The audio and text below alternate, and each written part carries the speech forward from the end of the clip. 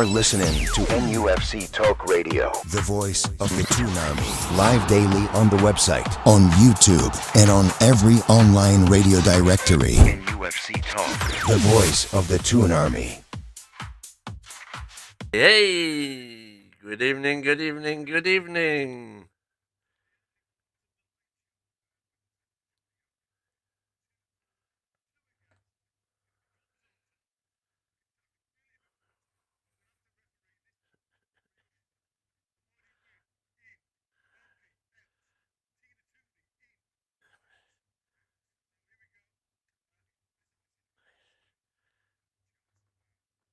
That the time has come to put a little bit of a barrier. That's why I've separated them all. It's like having kids, isn't it? You face the wall and you don't talk forever. Think about what you've just said. Anyway, let's get on with tonight's show and then we'll crack on with the content.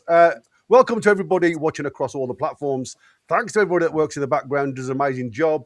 Don't forget, people out there in viewerland, smash that like button for us. It certainly helps us out. Subscribe, totally free. Hit that bell for any future content. You do get that 30-minute warning when we be coming live. Always live, never edited, remember. If you want to support us, you can become a member for a small fee. It's $4.99. That is it. Like I said, there was a little bit of a to-do this morning, and it all went a bit haywire. So we are now... Yeah, it literally is now. I thought you were going to say tits up, Harry. No, we don't say things like that here. But he did. Anyway, and obviously, because we made a little bit of a hoo-ha this morning, Chris, bless him, he's coming on at a 9:30 show, and you thought Christmas had been and gone, but no, Santa comes late. He's giving away 5 prezzies. So stay with us until the 9:30. And like I say, if you remember, you get the chance to obviously get involved in it. So and if you're not, now's your chance to jump on board with your membership. So like I say, there is 5 giveaways tonight.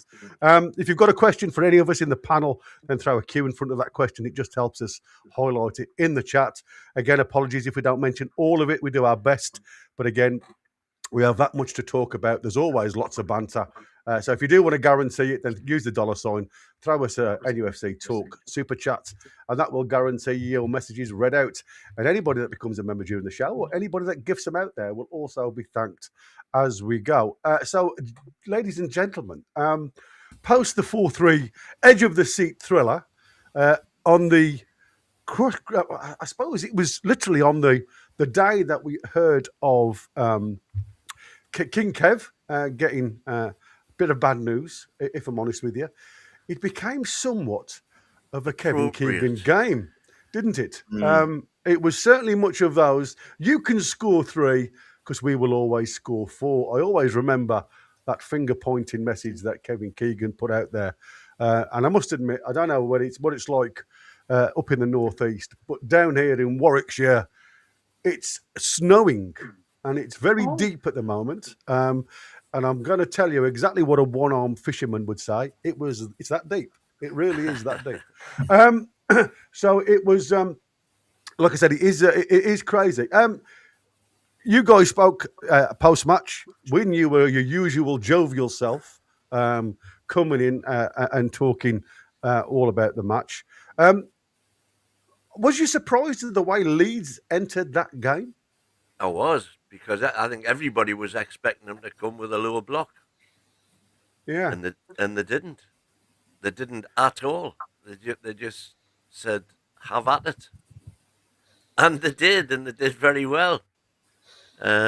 Albeit, I still think that the 3 goals that they scored were, down to individual errors. Well, yeah, self-inflicted to a degree. Self-inflicted, absolutely. But isn't that the case? What you can say is that our profligacy with holding onto the ball, they took advantage of it, where, say, in the previous game, Palace didn't. Got you. I mean, for me, the one thing that I saw straight away, and we mentioned it during the the watch along, was the fact that we didn't really have a 6 yesterday. And as Boki said, often mentioned by Eddie Howe, he doesn't want to play with a 6. He wants this fluid, moving midfield 3, if you like. But yesterday it was like literally throw everybody up. There was no cover at all in that midfield, and literally it was virtually an out ball every time Leeds picked the ball up through some of our poor play at the times. But the one thing that I did love about us yesterday was that unity, that united front. And like I said, first time this season, we've actually come back and not just got a point from a losing position. We managed to get all three. And I believe, again, I haven't looked into this. It was the latest winning goal in the 102nd minute, which is a crazy one because obviously I'm going to go through a little bit of what Daniel Farker mentioned post-match. But apparently their keeper was clocked for some time wasting during the injury time. So, and to be fair, I mean, we always knew when Fab Schär went down with his injury, bless him, and fingers crossed it ain't as bad. Again, I didn't really get to see much of that that fall yesterday. I've had a look at it today, so I'm going to give you a little bit of medical terminology and what it could be. We haven't heard anything yet, and I say sometimes no news is good news, but I have got one or two things that I can mention that it possibly could be, and the type of timescale that it could take for him to return, if at all he does. Boki, I did hear what you said yesterday. Have you got anything to add? Because you always like that 24 hours cool down period before you send it back. So what's your thoughts now you can send them back? Again, I think with the rest of the panel, I just want to send my thoughts out to Kevin Keegan, Jude, the rest of the family. You know, let's hope everything goes as best as it can there. Watching it back, to be honest, I had the same feelings last night. Obviously, straight after a win, it's really hard to come on and criticise anything. So I thought you let people celebrate the win. It was a great win. I enjoyed it as well, the win. But I think as for being a 4-3 game like a Keegan one, the scoreline reflected that, but the performance certainly didn't. We didn't have control of the game for long periods. We're sort of, we're let, as Wayne said, we're let them into the game and we gifted them goals. And if it was a one-off game like that, you just think, oh, well, great, we've got through and we've got the performance and won the game. But this run that we're on is built on this sort of thing, that we're not playing great football at all. And I don't see the football improving. I think we've went on a run because we've started facing lower teams. And I don't want to put a dampener on it. And hopefully, as I say, the wins start breeding confidence and the obviously the performance start to come. But let's not paper over the cracks completely here. It was a good result, great game, as you say, for the neutrals. But there are still worrying signs there with the way the team are playing. I would just turn that around slightly, because Eddie said himself in his post-match, it was chaos. Yeah. And it was chaos. Yeah. I'm not calling anybody out for this win. I'm not calling Eddie Howe out for this win. But what I'm saying is, and you're right, we didn't have any control over the game, or as much as we would like to have had, certainly. But the big difference was we're now finishing our dinner. We're taking our chances. We're taking half chances that earlier on in the season we were just squandering time after time after time. And can I pick you up on that? You said that the reason we were doing that was because we didn't have the strikers. The strikers still weren't involved last night much. And the whole Wissa-Baltimore argument thing that once Wissa's back, it'll change it hasn't really. We're still not setting strikers up at all. We're not setting. Well, it was Baltimore's touch that got in Harvey Barnes' his first goal, wasn't it? So I mean, Baltimore set up the goal, but we're not setting them up with chances. Yeah, but have we also said, Balky, we can't always rely on the strikers because goals have to come from elsewhere in the squad for us to move forward. Because they are going to go through spells like Shearer did. If you remember, Shearer couldn't hit a barn door for part of the season. I can't remember how many games he went without scoring. It's not really the point. It's not really the point of the strikers not scoring that I'm making. It's the point of we're not getting the strikers involved in the game. So Wissa and Baltimore, neither of them were massively involved in the game. We need to start playing through the strikers a little bit, and we're not doing that at the minute. Yeah, I agree to you, but again, as we know, you've got two different strikers on, one that runs off the shoulder, one that comes short for the ball. So again, is it the fact that we've now got to get the team adapting to whoever's playing? We look a lot more natural with the ball, with Whistler up top.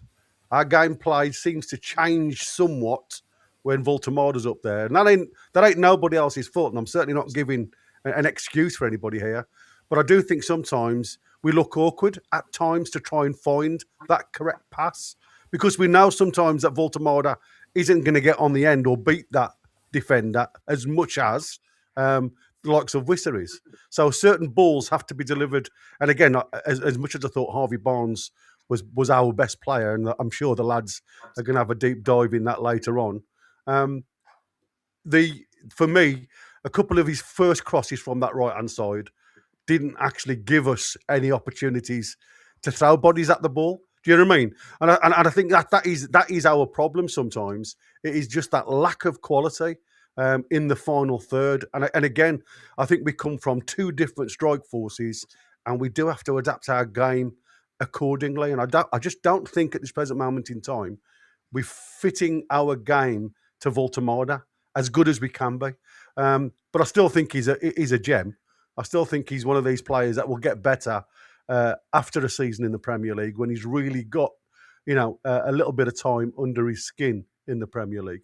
But you're absolutely right. I do think they have to be more involved in the game. And again, is that not up to them to get involved in the game at times?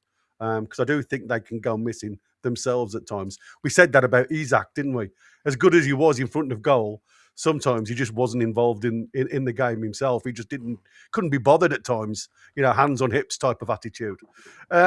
Tina, you've already mentioned that your heart was pounding, your blood pressure was up. I heard you in the chat, or I would say I read you in the chat. I didn't hear you. I probably did hear you. Yeah.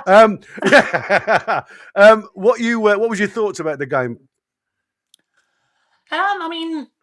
I think the biggest thing from last night was just that fighting spirit. Like we a lot of people complained earlier on in the season about us losing goals late on. Last night it was. How many teams come from 3-2 down at 85 minutes to then win 4-3? The absolute determination of the team. So I think although people can point at the idea that we're still not creating chances for the strikers, the fact that mentality there is, okay, you're going to come first, let's bring it. And to keep fighting, keep attacking, keep pushing for that last minute win. I was delighted with that. I thought Miley again was absolutely fantastic, throughout. But yeah, obviously devastated about Fabian Schär. Hopefully he comes back really quickly. But yeah, I absolutely love just the fighting mentality and the fact that we're now in 6th, which is much nicer than trying to, make positives from 14th. Yeah. And I think that is it, isn't it? We are in 6th, and like I say, we to a few annoying YouTubers. I must admit it was quite funny to see some of their meltdowns. And it looks like we have got a Manchester United fan in the side who doesn't like the Glaziers, so he's expressing his noise. So welcome on board. I think he was Lucky Singh. There you go. Yeah. Ineos Glazers out fan. I like it. And again, Jeffo, your thoughts on yesterday's show, matey? On the team, the effort. Yeah, it's a highly emotional game yesterday. I think it goes back to a classic. I remember under Sir Bobby away at Ellen Road, we won 4-3, and that always brings back great memories. And I think, it was very much a Keegan-esque type win, and lots of action in the game, for sure. And I think there's different views on this. I think number one, it's great to get the 3 points. We needed that win. Like Christina mentioned, it brings us up to 6th. This is where we should be. And we talk about the question is, where are the standards? This is the start of those standards. So this is what we want to be seeing now. None of this complacent in 13th, everything's okay. Nah, this is the area of the league we want to be. So, and I think there's something in there about the team showing backbone and heart, to go down 3 times, 1-0, 2-1, 3-2. and still come back into the game to win the game. So huge testament. And I think it may be that plateau moment then of, that stat that was screaming out that big fat zero of not getting any points back from winning positions. That's the noose off our backs now. So I think there were some positives. But, if you look at it from a more logical standpoint, we should be winning the game. And it's one that we should be expecting to win. And I think if we look at the last sort of 4 games, or including the one in the Premier League we've got coming up, which I think is against Wolves, it's a huge opportunity for us to rack up some points. Because the latter end of the month is going to be exceptionally tough. And that's where the reality is going to set. So we really, really needed those 3 points. If we go into detail in the game, I'll happily shed more light on it. But thoroughly relieved and delighted with the win. But yeah, like Boki said, the football needs to improve and performances from certain people. But just a big shout out to Bruno. Top scorer now. He's having the season of his life, and I really don't know where we would be without him. So yeah, we're thoroughly lucky to have a player like him. How good was that assist for Joe Linton's header, by the way? Wow. The outside of his foot. I mean, I watched that about 6 times while I was getting ready for work this morning, trying to brush my hair and just continuously watching that pass. Pure Brazilian. What a header as well. It was crazy, wasn't it? Wow. Absolutely crazy. While you're just saying that, because like I say, I wanted to ask you guys what you thought of this. I had it up on the top screen there, but I'm going to make it bigger for you guys to see. I don't know whether you guys have seen this. And I didn't see it, obviously, while I was doing the live commentary. But I didn't see Bruno look up to the Leeds fans and tell them and shouting F off. Did you guys see this? What? No, have a look at this. I found it incredible when I saw this. And again, what you were just saying. Hang on, because there's the corner box. Right, watch. We've just scored, right? Yeah. So watch this. Bruno, you mean? Yeah, Bruno. I thought you said J7. No. Sorry, if I did say J7, I meant Bruno. Just through passion. You know what I mean? It's just absolute passion. Because I didn't expect that from Bruno. Well, did you see I expected it from J7. Did you see Eddie's reaction? Because he's always accused of not reacting to a scoring and things like that with sufficient passion. He went ballistic. When I went in. Yeah. I mean, it was passionate all the way through, wasn't it? It was absolutely fantastic. And the other one I absolutely adored was this one from Bruno's dad. He'd actually put up on the chat. Look, he'd actually put up Newcastle moved up to 6th place, and he put the Magpies on with the love hearts. I mean, like I say, you can just see the amount of love that family have for this club. And like I said, he certainly carried us somewhat single-handedly over the latter few games where we haven't really, come to full fruition, if you like. But again, on that subject, Gary, of course, he's been carrying that midfield, which hitherto Tonali's been more or less carrying single-handed. Tonali's had a dip in form. Nobody's going to argue with that, I don't think. And his wife or partner had a baby today, and that's obviously been preying on his mind. It couldn't. He's a footballer, but he's a human being, and that has obviously been preying on his mind. So let's hope, according to all reports that we've seen today, healthy baby born, da-di-da-di-da. So let's hope that now reflects in an uplift in Tonali's performances. Yeah, exactly. And I think Tonali's played all right the last few games, to be fair. Decent game. Yes, but he's been okay. But by Tonali's standard, that's prior to that, he's been like up there, Mm-hmm. No, that's a fair point. I can't get it all on. Right, yeah, well, I can't get it all on, but I am going to put this on because I think the one lad that we need to mention, whose statistics at the moment for his passing, 94%, 100%, and 97%. This lad, Miley. out of out of 257, has only misplaced 248 of his passes. Now, there's going to be a lot of people saying... Whoa, get that right, but get that right. What did I say? What You did I said say? he's What did I say? misplaced. Oh, misplaced. Sorry, no. Yeah. Sorry, I was talking about Willock. Anyway. He's been succeed. I'm joking.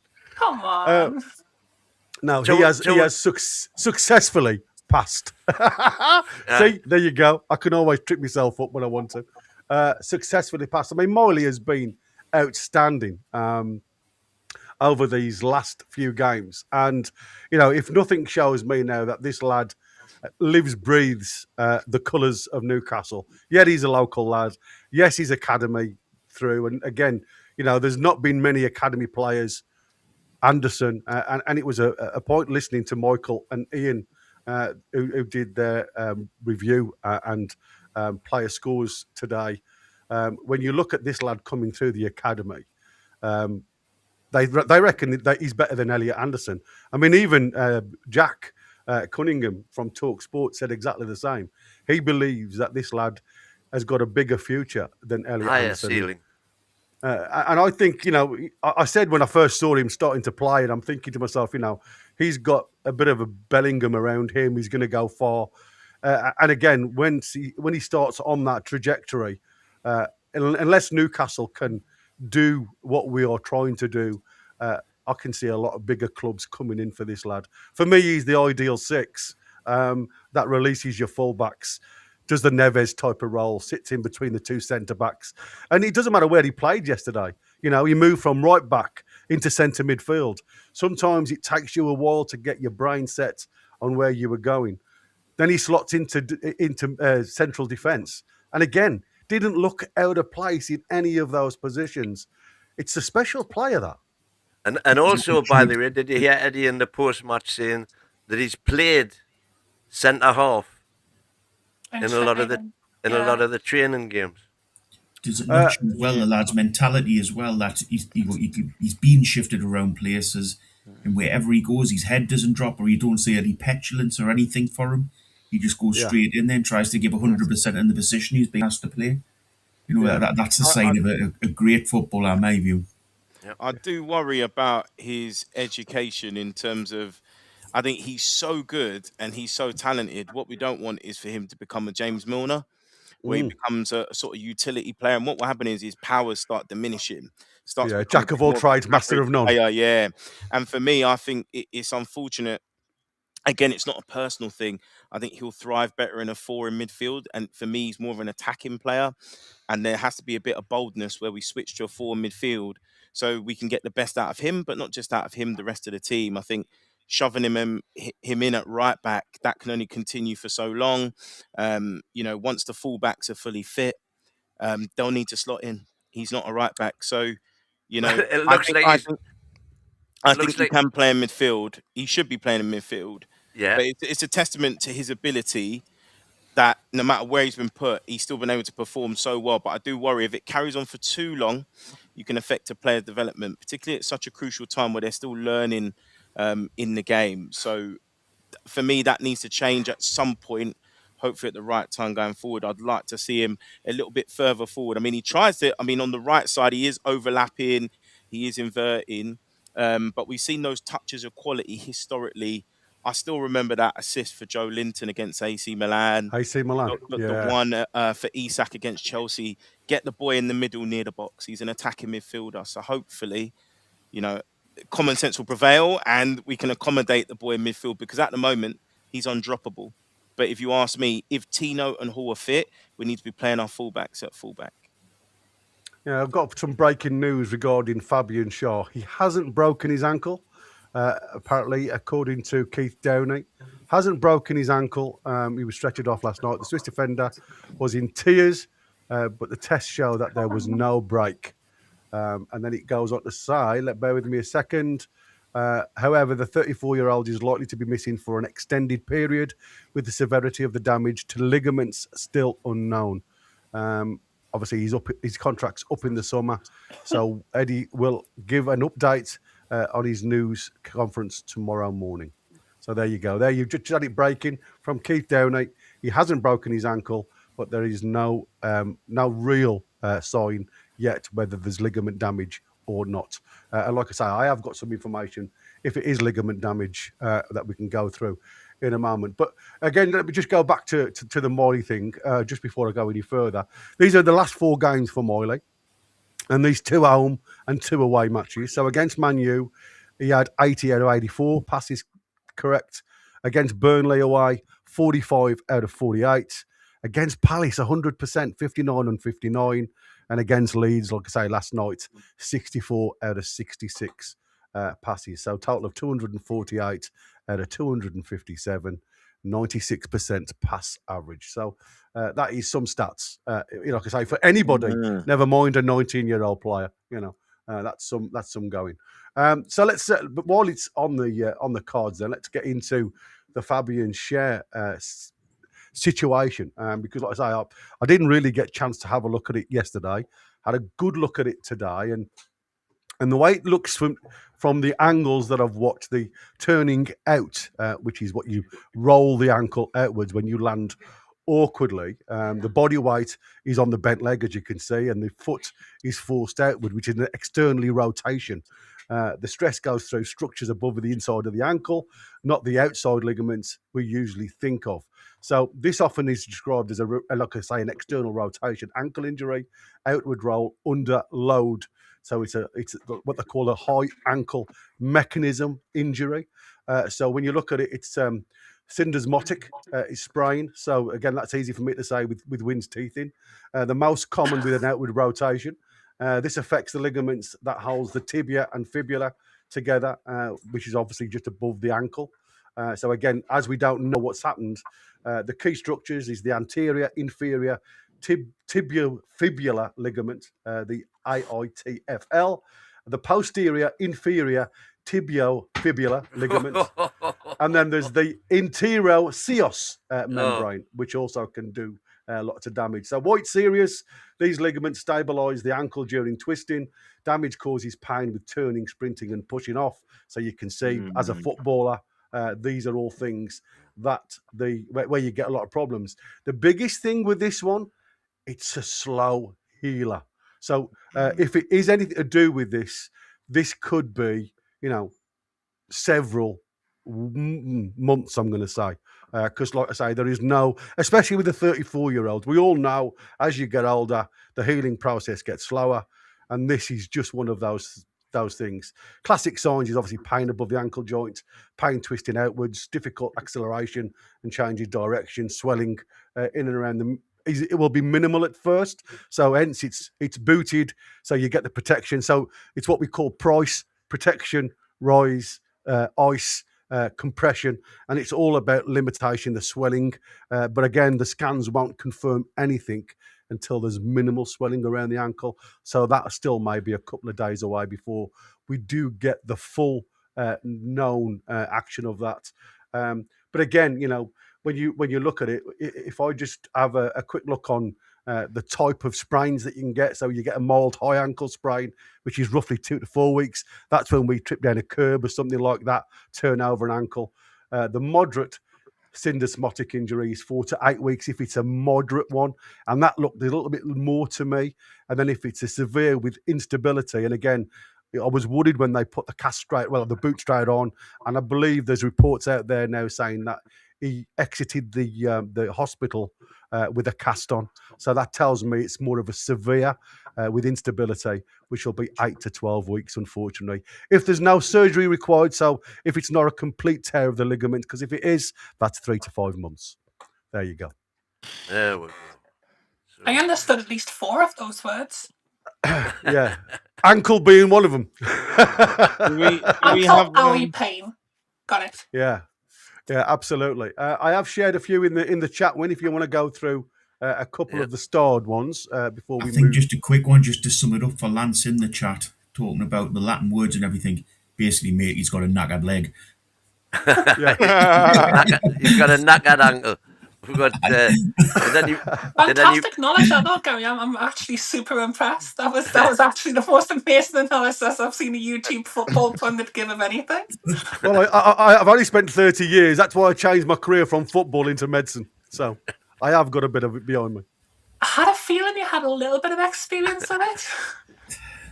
Did anybody say Goldbridge's meltdown when he found out Newcastle had moved above Man United? I love a Fantastic Goldbridge meltdown. It's Oh, one of my I'm a- favourite things to watch at night. It was crazy, though. I can't believe they're above us, and he slams the table. It's like he's gone mad. Can't believe they're above us.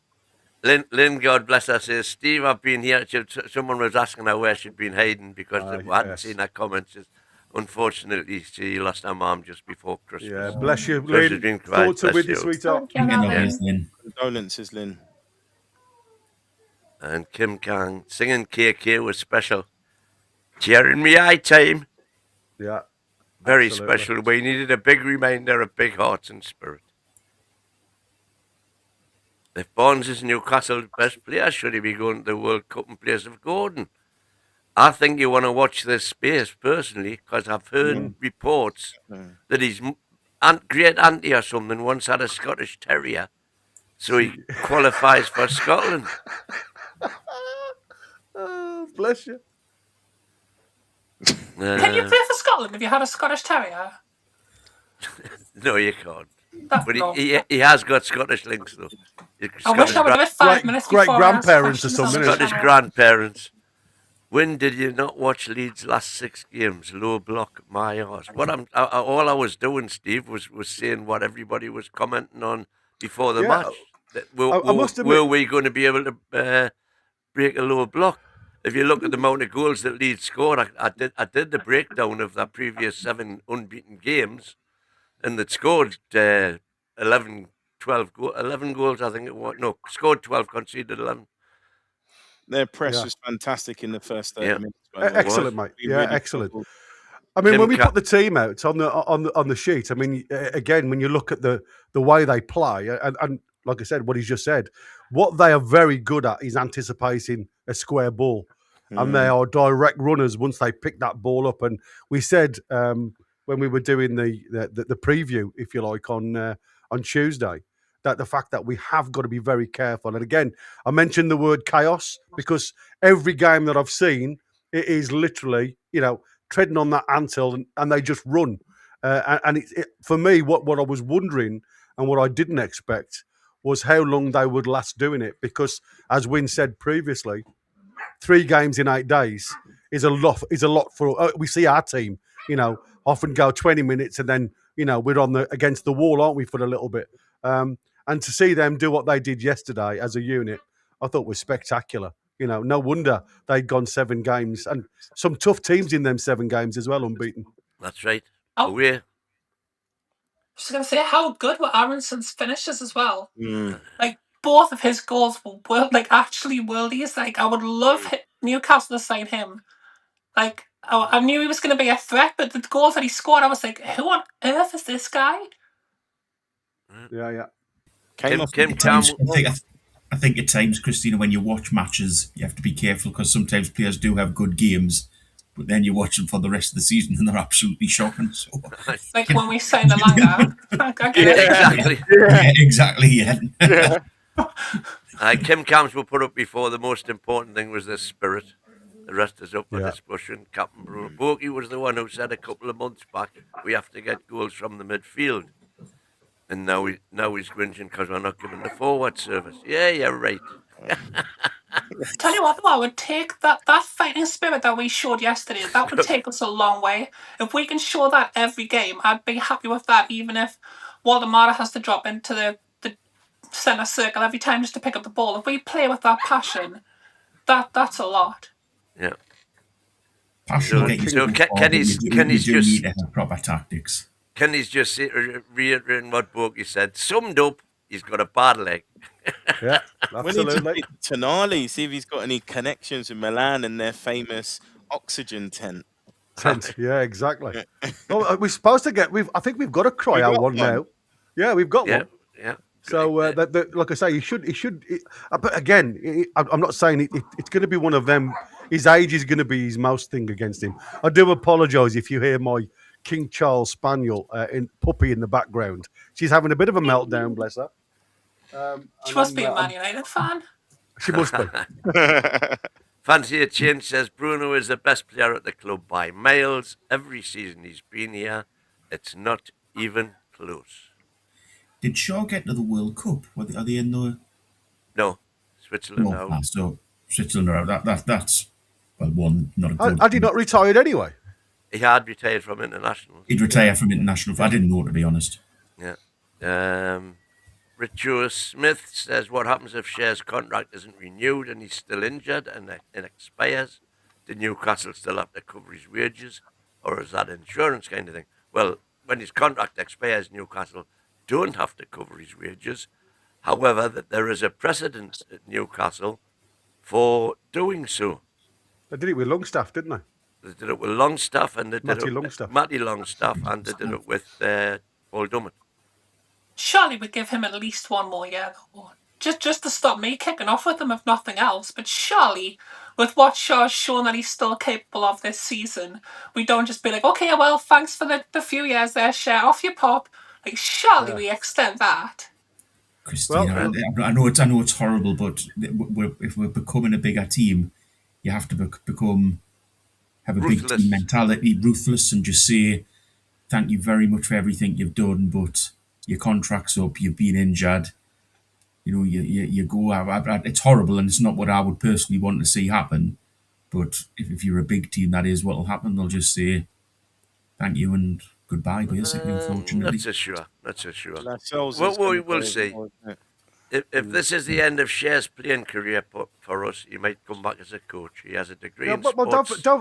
Don't forget, he's got links with that Swiss team, hasn't he? He's on the board. So, according to it, he had all the plans. He's got a degree in sports science. Yeah. I know. Was it? What's that? Sorry. Is it Basel or? I don't know. I can't think of. I know he's on the board or he's part of a club, but he wanted to continue playing, and I think that's why he was questioning his minutes with Eddie Howe previously when he came out with that concussion. You know what I mean? And then couldn't get back in the side. And I think he's probably just looking at, well, you know, where do I stand now? Because if I'm not doing this, there's another job I could be doing type of situation. But he's been absolutely fantastic. You know, for a player cost us £3 million. I do hope he does get the chance to at least come back in a black and white shirt, even if he doesn't get a contract, because I think the send off will be fantastic for him. FC Will 1900, by the way. That's the name of the club. FC? FC Will 1900. There you go. Thank you, mate. That is a Swiss club, isn't it? Yeah. I think what you have to think of as well is from Schär's point of view, is he going to want to spend a season mainly being a bench player? He's always been in and around playing for the first team. If we sign up on a new contract next year, the likelihood is he's going to play very few minutes. So, you know, does he want to go out on the high that he's always been in the first team? Or if he's willing to, if he wants to sit around and be, as I say, a backup player, then maybe he's looking to give him a contract. But I don't think that's his mentality in football, to be honest. No, I agree with you, mate. This was Brant's the last stop. Gary Baz is saying Brant is saying too bad. There's a good chance that could be Schär's last match for us. Well, if it was, what a way to go out. Yeah, absolutely. Thank you so much for all the messages and your support. It's a difficult situation for me personally, and I really hope the injury isn't too serious. No matter what happens, I'll do everything I can to get back to my old strength as quick as possible, says Schär. So there you go. That was a message from him to all the supporters, thanking them for all their support. And again, you know, like I say, for me, absolutely typifies a professional player. Because, like I said, he's been absolutely outstanding for Newcastle from what I've seen. So, like I say, for me, I hope he gets better sooner rather than later. Because, again, we go back to that old scenario, aren't we? Two fit centre halves, and if you like, a stand-in with Alex Murphy. Again, by the sounds of it, and I'm only going on what the Athletic, Connor's just sent me. The Athletic are now reporting that Newcastle will, in capital letters, loan out youngsters Sean Neve, Leo Shahar, Alfie Harrison, to secure first team minutes. So they will be out on loan this month, I believe. And again, for me, it's getting the right loan. It's no point in them just going to a club if all they're going to do is sit and watch, because they might as well play to under 21s for us if they're going to do that. So this is an area that Amy Albi's got to get right. He's struggled somewhat in the past history. Exactly. Is this the point, though, that Wilson should be stepping up? Ross Wilson should be stepping up and looking to get a new centre-back. In regards to Burns is obviously going to be out still for a little bit longer with his injury. Lascelles just seems to have disappeared off the planet. And Schär's obviously going to be out for quite, well, if not the end of the season, at least I would say very late into the season with this injury. Is this not a point now where we know at the end of the season now we need a new defender anyway, a younger one? Is this not a point where we just bite the bullet and say we'll do it in January rather than at the end of the season? Well, there is a report. Connor put a report in the chat this morning that Newcastle have identified 26-year-old Lens centre-back Malang Sarr as a replacement for Fabian Schär if he's out for the season. The Frenchman has been outstanding since he joined Lens on a free from Chelsea. Sarr has 12 months left on his contract and will be available for a reported 15 million euros. I mean, is it? I mean, are we looking now at a short-term fix? Because again, we don't know the situation with Schär, even if he was going to be fit, whether he was going to get an extension on his contract. At the minute, we've got Lascelles, who obviously looks like he's seen the last of his black and white shirt, if I'm honest with you. I think this season, Lascelles will definitely go. There's obviously every chance now with this injury with Schär that could be, like I say, the final ball kicked with him. So it brings us down to 3. And obviously, we know Dan Burn is the other side of 30. So surely they've got to be looking into recruiting a younger centre-back, haven't they? Even if it's, like I say, a short-term fix for now, but they've certainly got to be looking in the future as well. If they can find a good young one now, I mean, there's a few out there. And I tell you who I do like is young Melberg, who seems to be doing a trick or two. Obviously, I can't think of his first name now. The Melberg for Arsenal.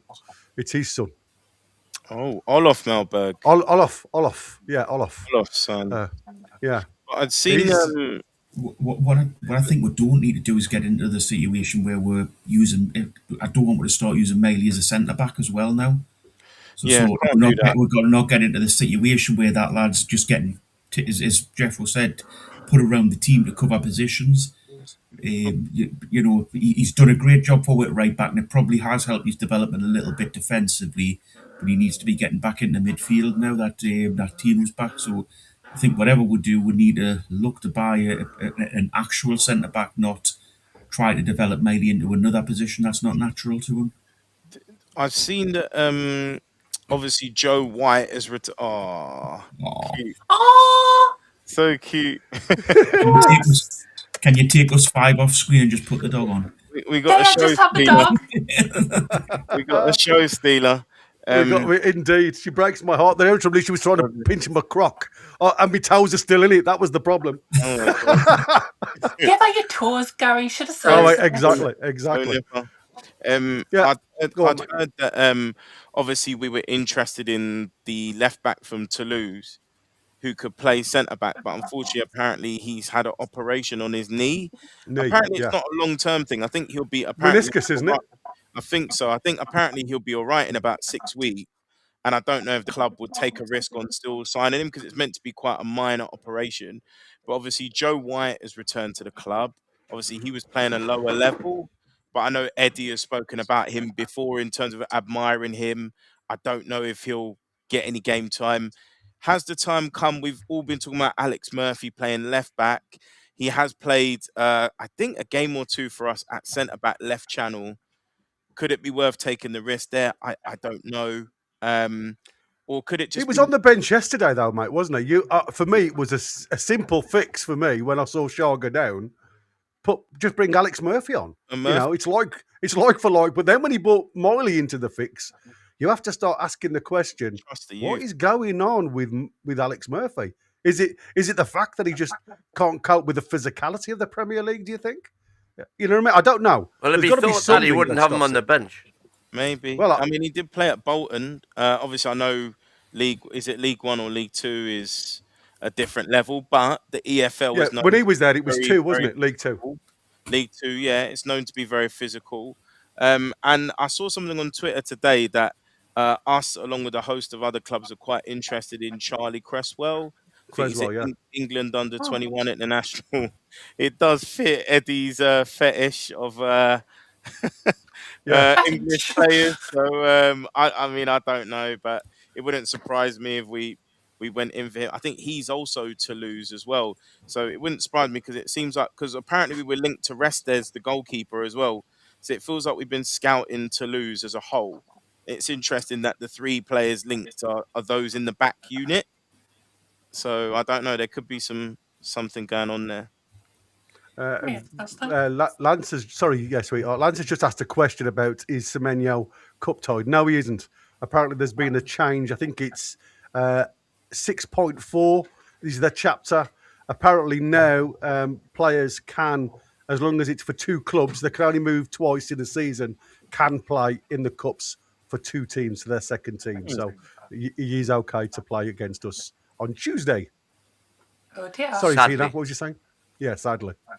No, all I was saying was that it was interesting to see. That's exactly what I was saying. No, I was literally just after what Jefferson said. I was just like, it'll be interesting to see how that develops. That was it. I wasn't. Can I just ask a quick question to the panel? What would you do this weekend if you were Eddie Howe with the back 4? Would you take a chance and play some youngsters? Yeah. I think he's got to start. He's got to start giving players a rest, hasn't he? You know, we can't just. I mean, again, we've had a lot of players that have played a lot of minutes, and I feel sorry for Bruno.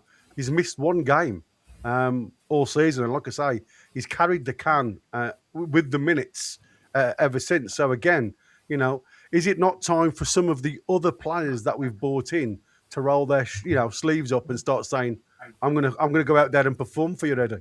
I don't know whether he's protecting Alanga. It seems to be a little bit longer than anticipated, this knee injury, or a little bit worse or severe, whatever what you want to say, with this knee injury. Again, nothing been mentioned about him. So has he just told him to go and have a break away from the football, get his head back on track? I don't know. But you're absolutely right. For me,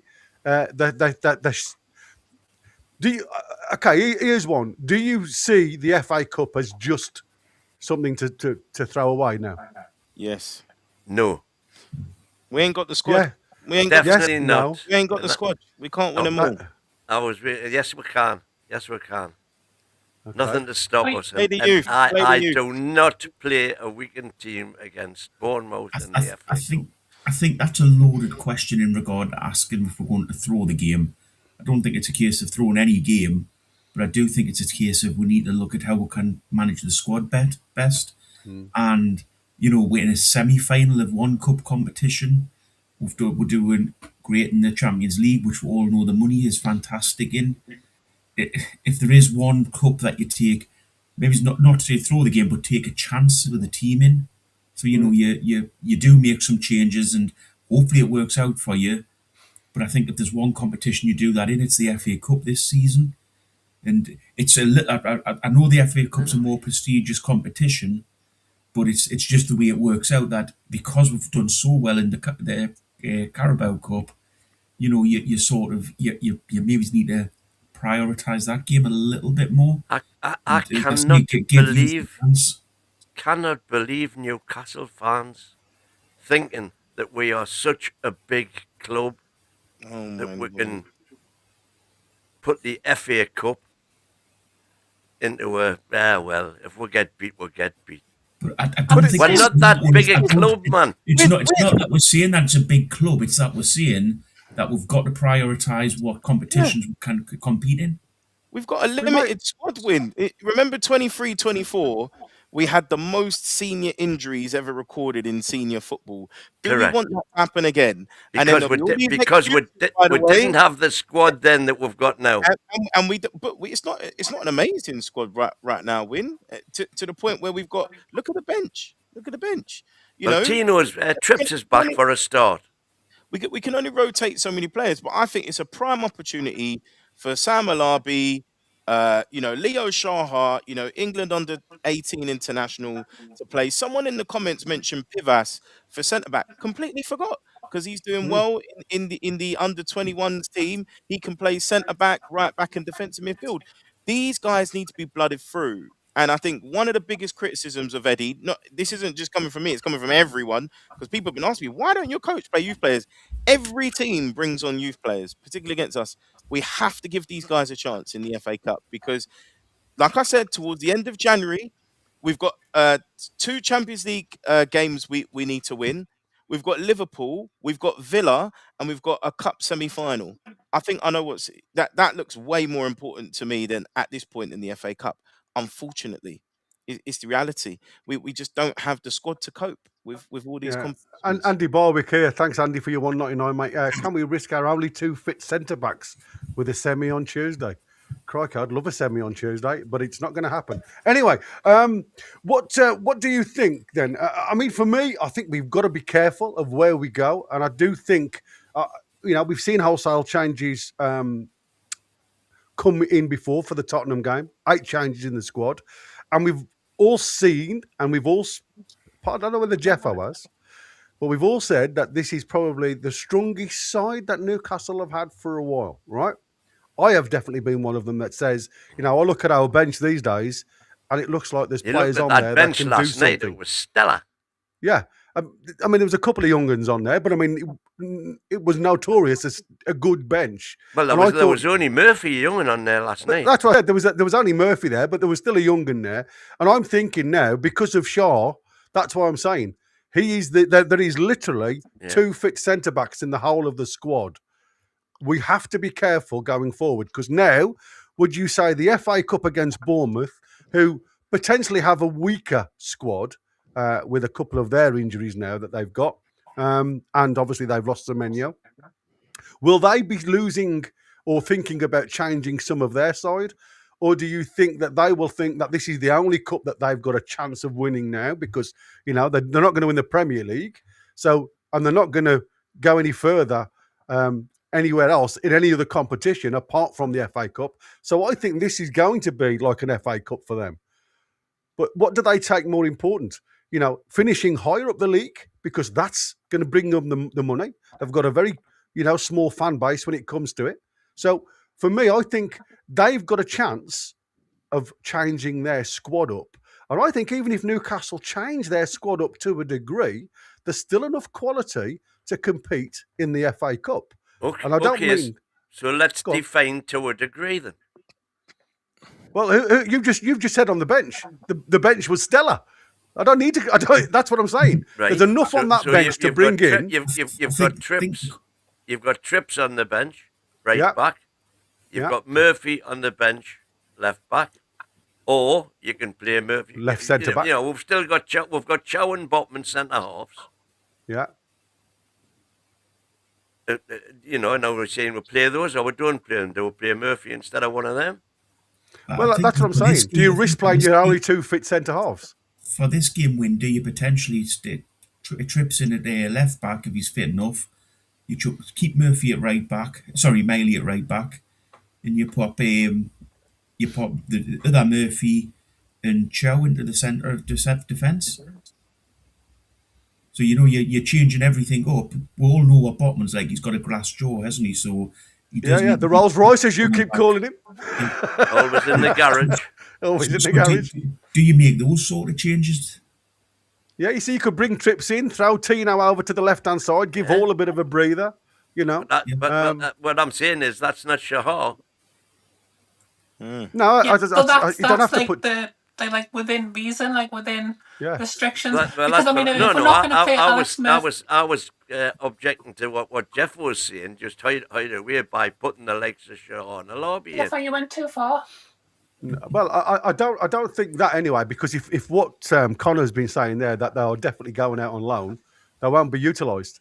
They will be protected to go out on loan to get their Tino, experience. what would you actually do? Would you change things around, or would you keep things the same?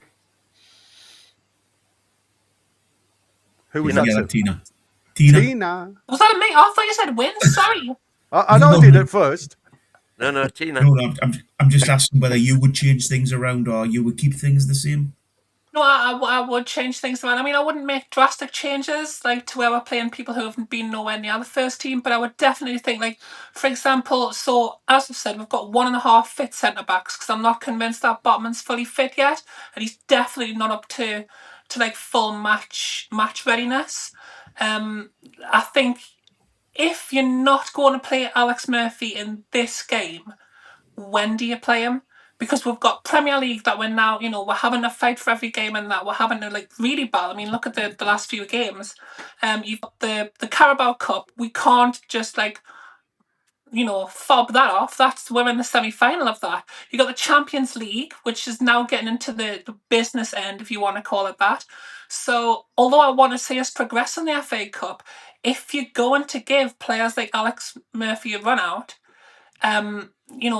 this is the game where you have to probably look at that. Or Trippier, for example, coming back into the team as well. He's been out for an extended period. I think this would be the game to do that, especially against a Bournemouth side who might maybe take their foot off the gas, like Gary was saying. With this, I mean, they're on a pretty good run in the Premier League, to be fair.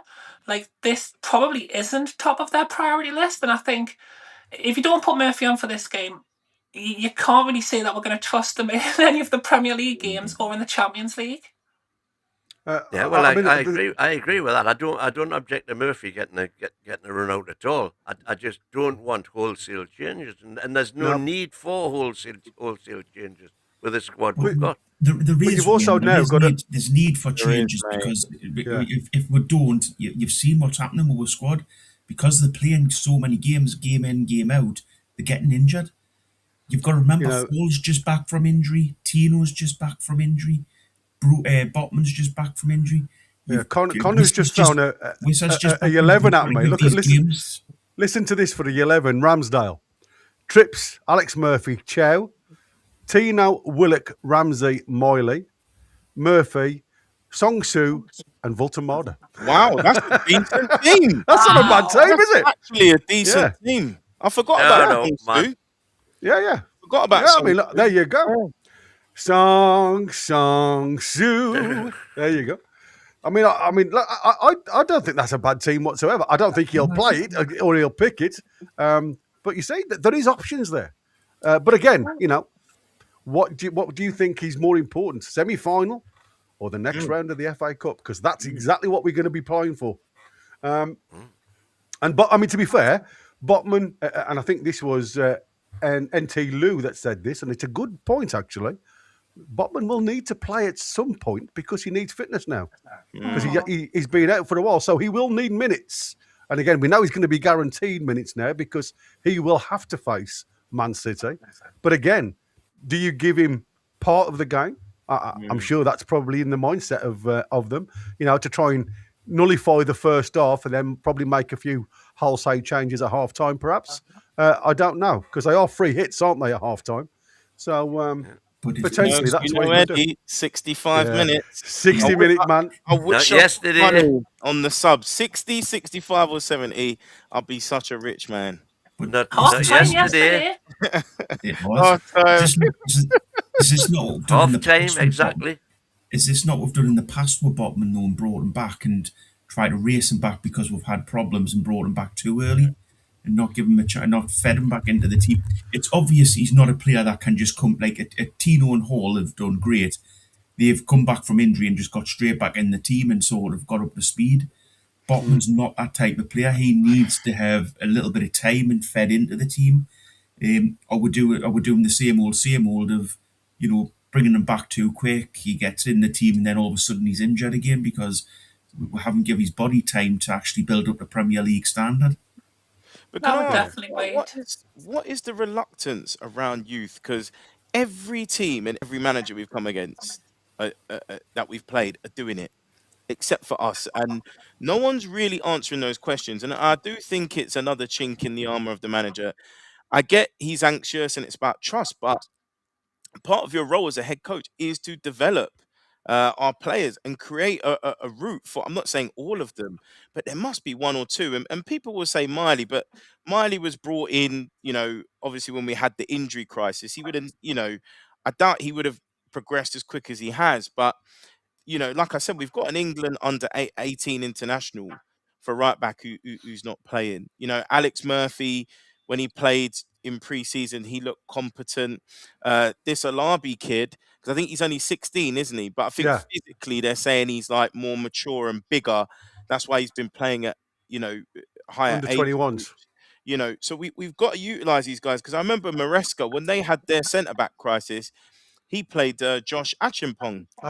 Yeah. And he actually turned out to be really good. And who is it? Tyrick George and, Crystal Palace, they brought on 3 youngsters. Man United, they brought on 3 youngsters. We've got to do it. Well, they brought that 16-year-old on the other day, didn't they? That Drake's Thomas. He looked really comfortable on the ball. I think or was it a good save from the keeper? He nearly hit the top. He either hit the post or was it last night? Wasn't it? There was one last night. That was from Lacey. Lacey's a quality player. He's been one of them. He was on my 60 Wonder Kids list, Lacey.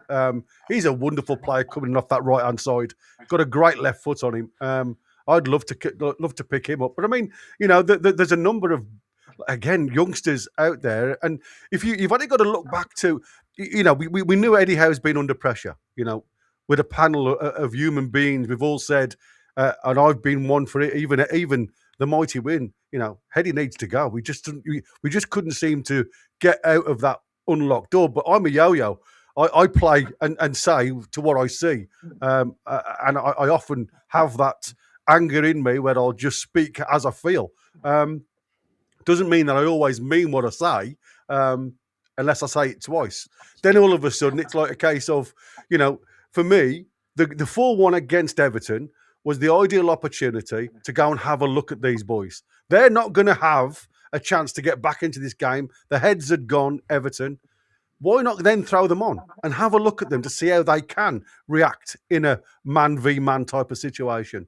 Because that's the only chance. If you're saying now that he's reluctant to do it because they're not tried and tested, and he's under pressure because we haven't got the points to be where we want to be in the table, I understand that. But when you've had the opportunity, you've still been reluctant to play them. So what was your excuse then? So, for me, I don't think there will ever, again, I'm saying that there won't ever be one unless we have the injury crisis in the centre-back situation as we've got now.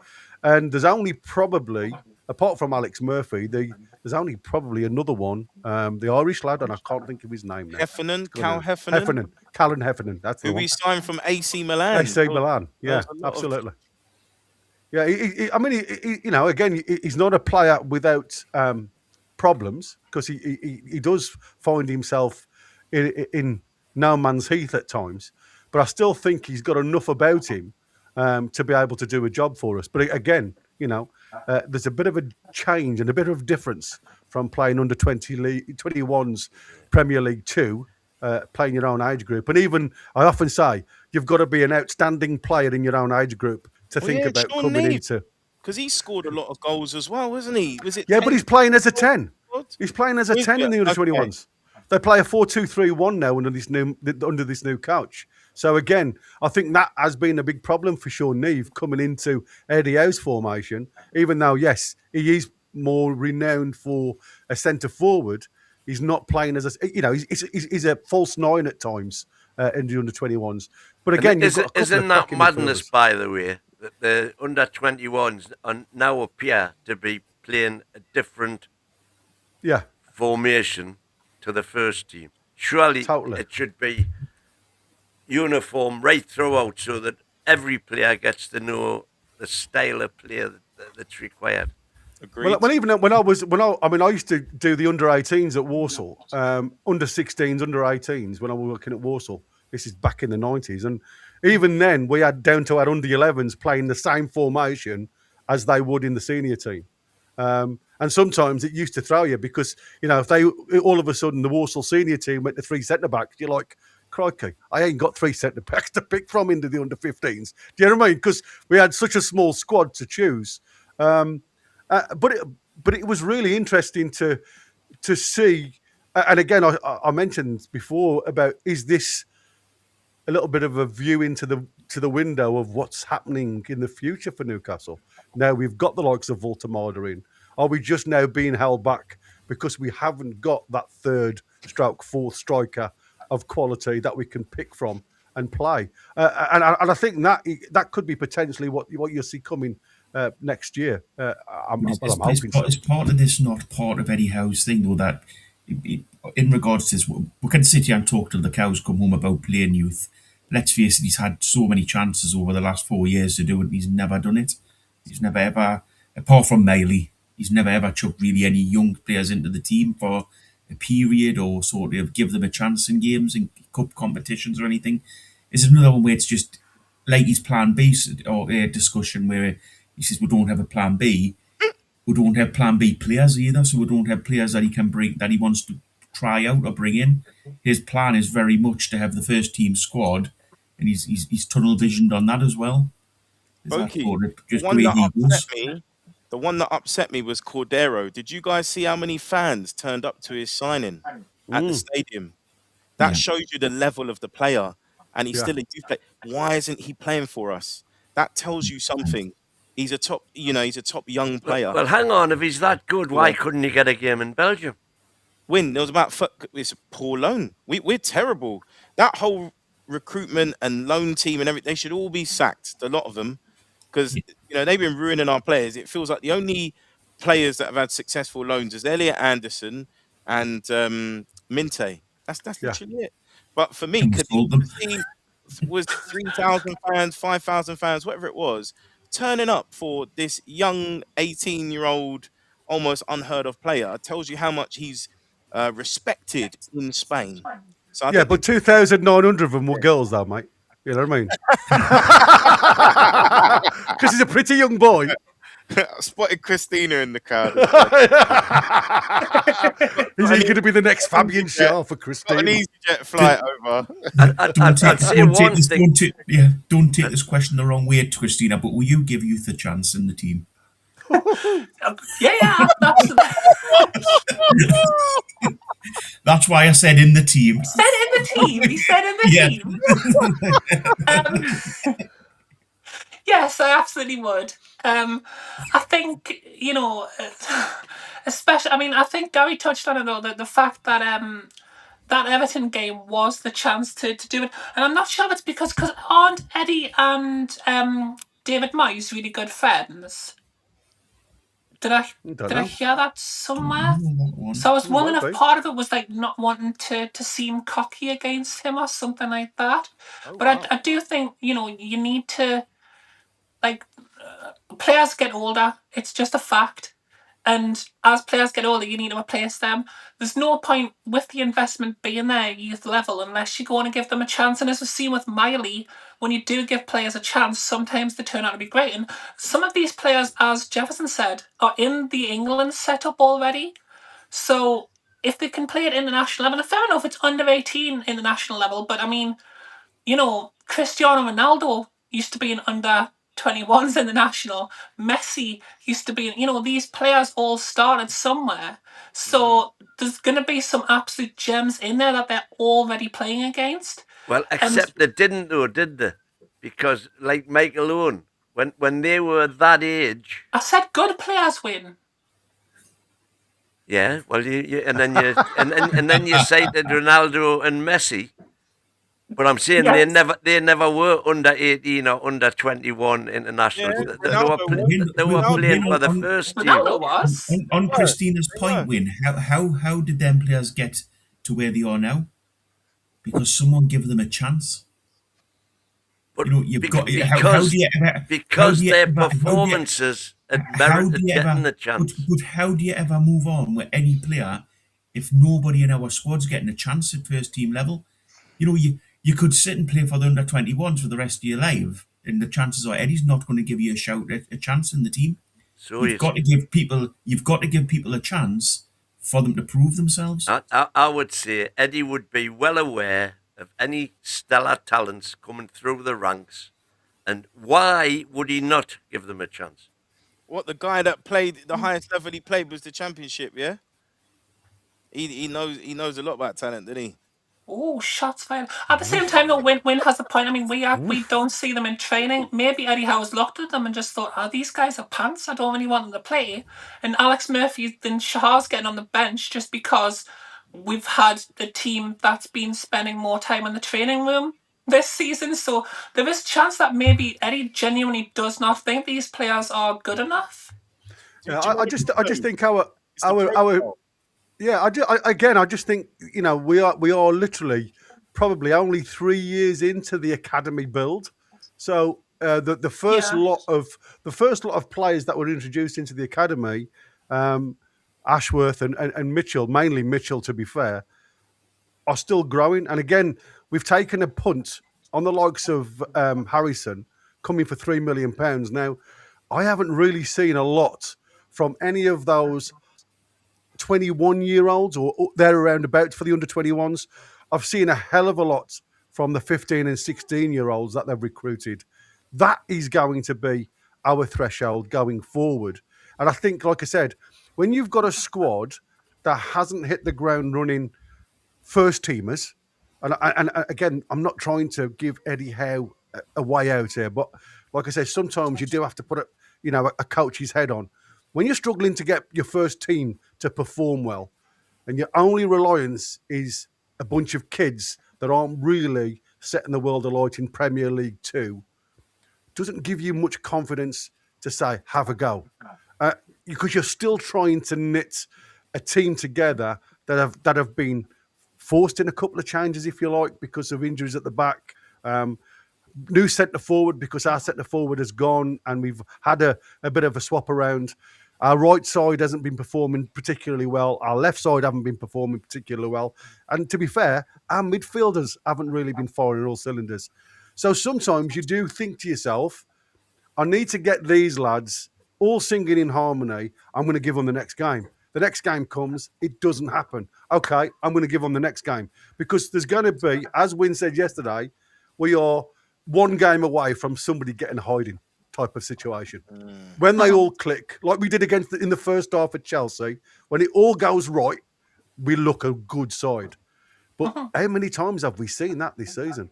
So I do understand his defence mechanism a little bit, as in I want to see these guys particularly doing a good thing.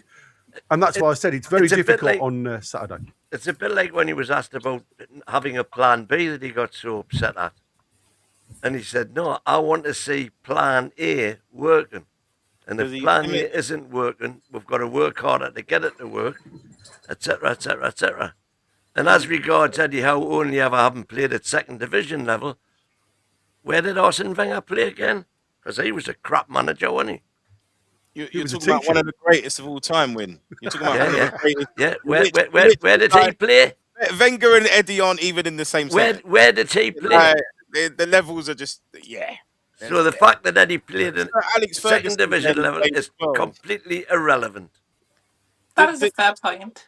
But what we're seeing is, with Eddie, and I'll put my tin hat conspiracy theory on, is number one, you mentioned a lot of the recent ones were signed by Mitchell.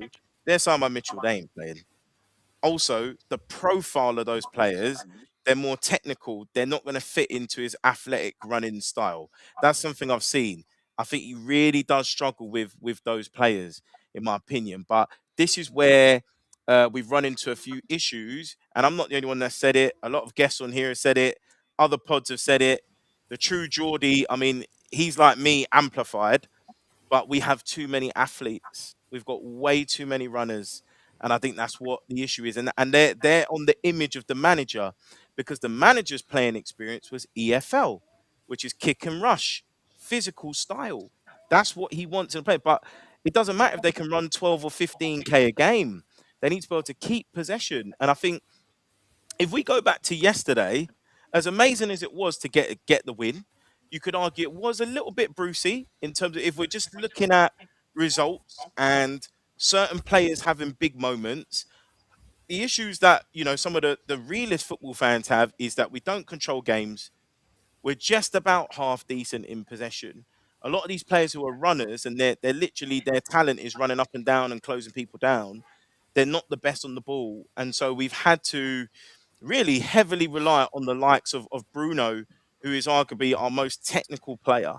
And we've seen it where people like Schär, again, very flary from the back, but we need that throughout the team. But I'm afraid we're probably not going to have that if the manager remains, because he sticks to type.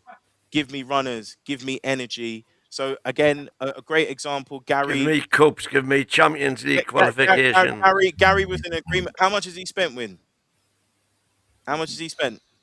Same as everybody that he's up against. Gary was in agreement with me that we had the superb chance to sign El Canouse, who would have shown that, all right, we're going to go in a more possession-based style, get an attacking midfielder who can play through the lines.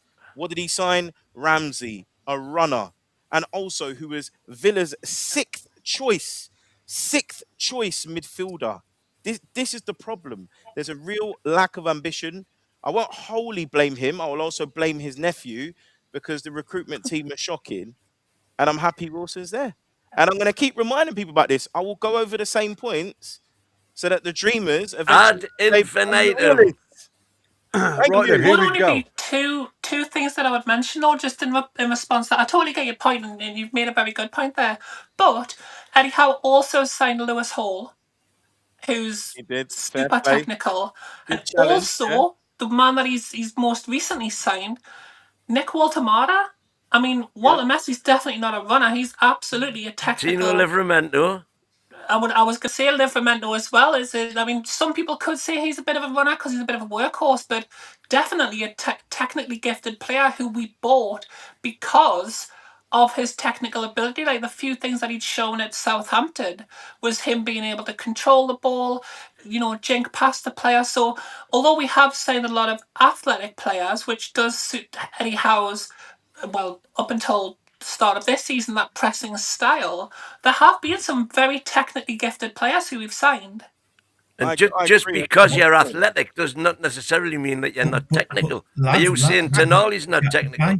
Guys, what maverick players are we saying? Which player in our squad is a bit of a hard to manage type of player? I think that's the thing Eddie struggles with. He wants a player that he struggles to manage. But he's not a manager; he's a coach. Yeah, but sometimes you need that's a different point. But sometimes you need a player. Well, basically, in the summer he was a coach at DOF. Exactly. Saying that he likes bad boys. Is that what I'm catching from this? Well, no. What I'm saying is that he doesn't like bad boys. He doesn't like bad boys. He won't sign somebody who's going to be difficult for him. Right. Okay. So why should that be a bad thing?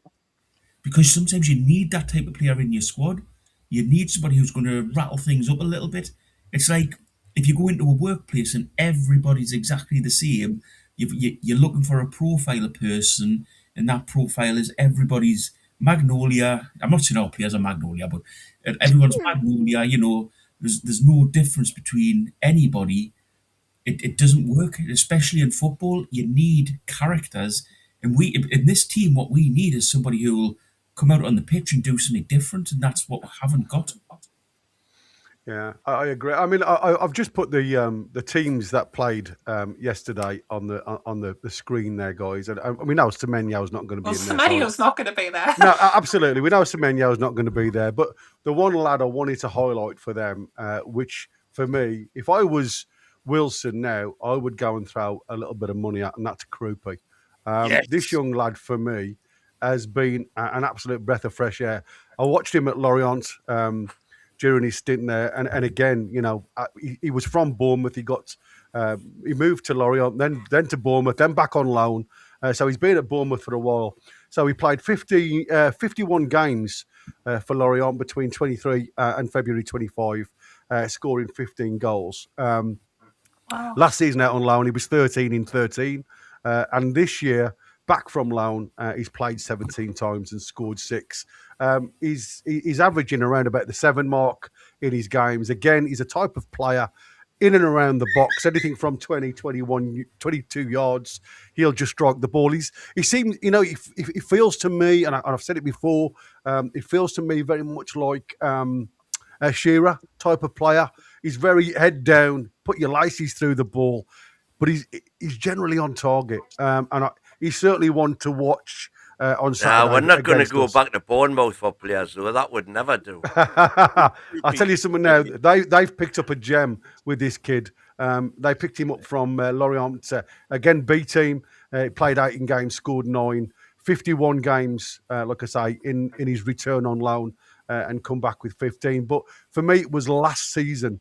13 games, 13 goals. And like I say, he's got that return. And since he's come back and been in the Bournemouth first team, you can see he plays. And again, he plays striker, attacking midfield, left wing, left midfielder. His left foot is dynamite. He's really got an eye for goal. And again, like I said, if you're looking for somebody if you wanted somebody to play off somebody, for me, he'd be the ideal player. And I've just put it up just so, like I said, I don't know what their team's going to be. If they utilise their squad, like I said, it's going to be a lot weaker because they haven't got the depth. They've lost Semenyo. And who's the one who's out on long-term injury, the striker? Clivert, not the striker. Clivert's out, isn't he? Even Nielsen's literally just come back. I mean, again, they didn't really rip any trees up last night when they were performing, even though they got the victory against Spurs. It wasn't a fantastic game. But, Spursy did a Spursy. Yeah, absolutely. But like I say, they certainly aren't a team that you can just mess around with. So it's certainly something that we need to be aware of. And like I said, there is good young players out there. I mean, how old's he? 18, I think he's 18 and 19.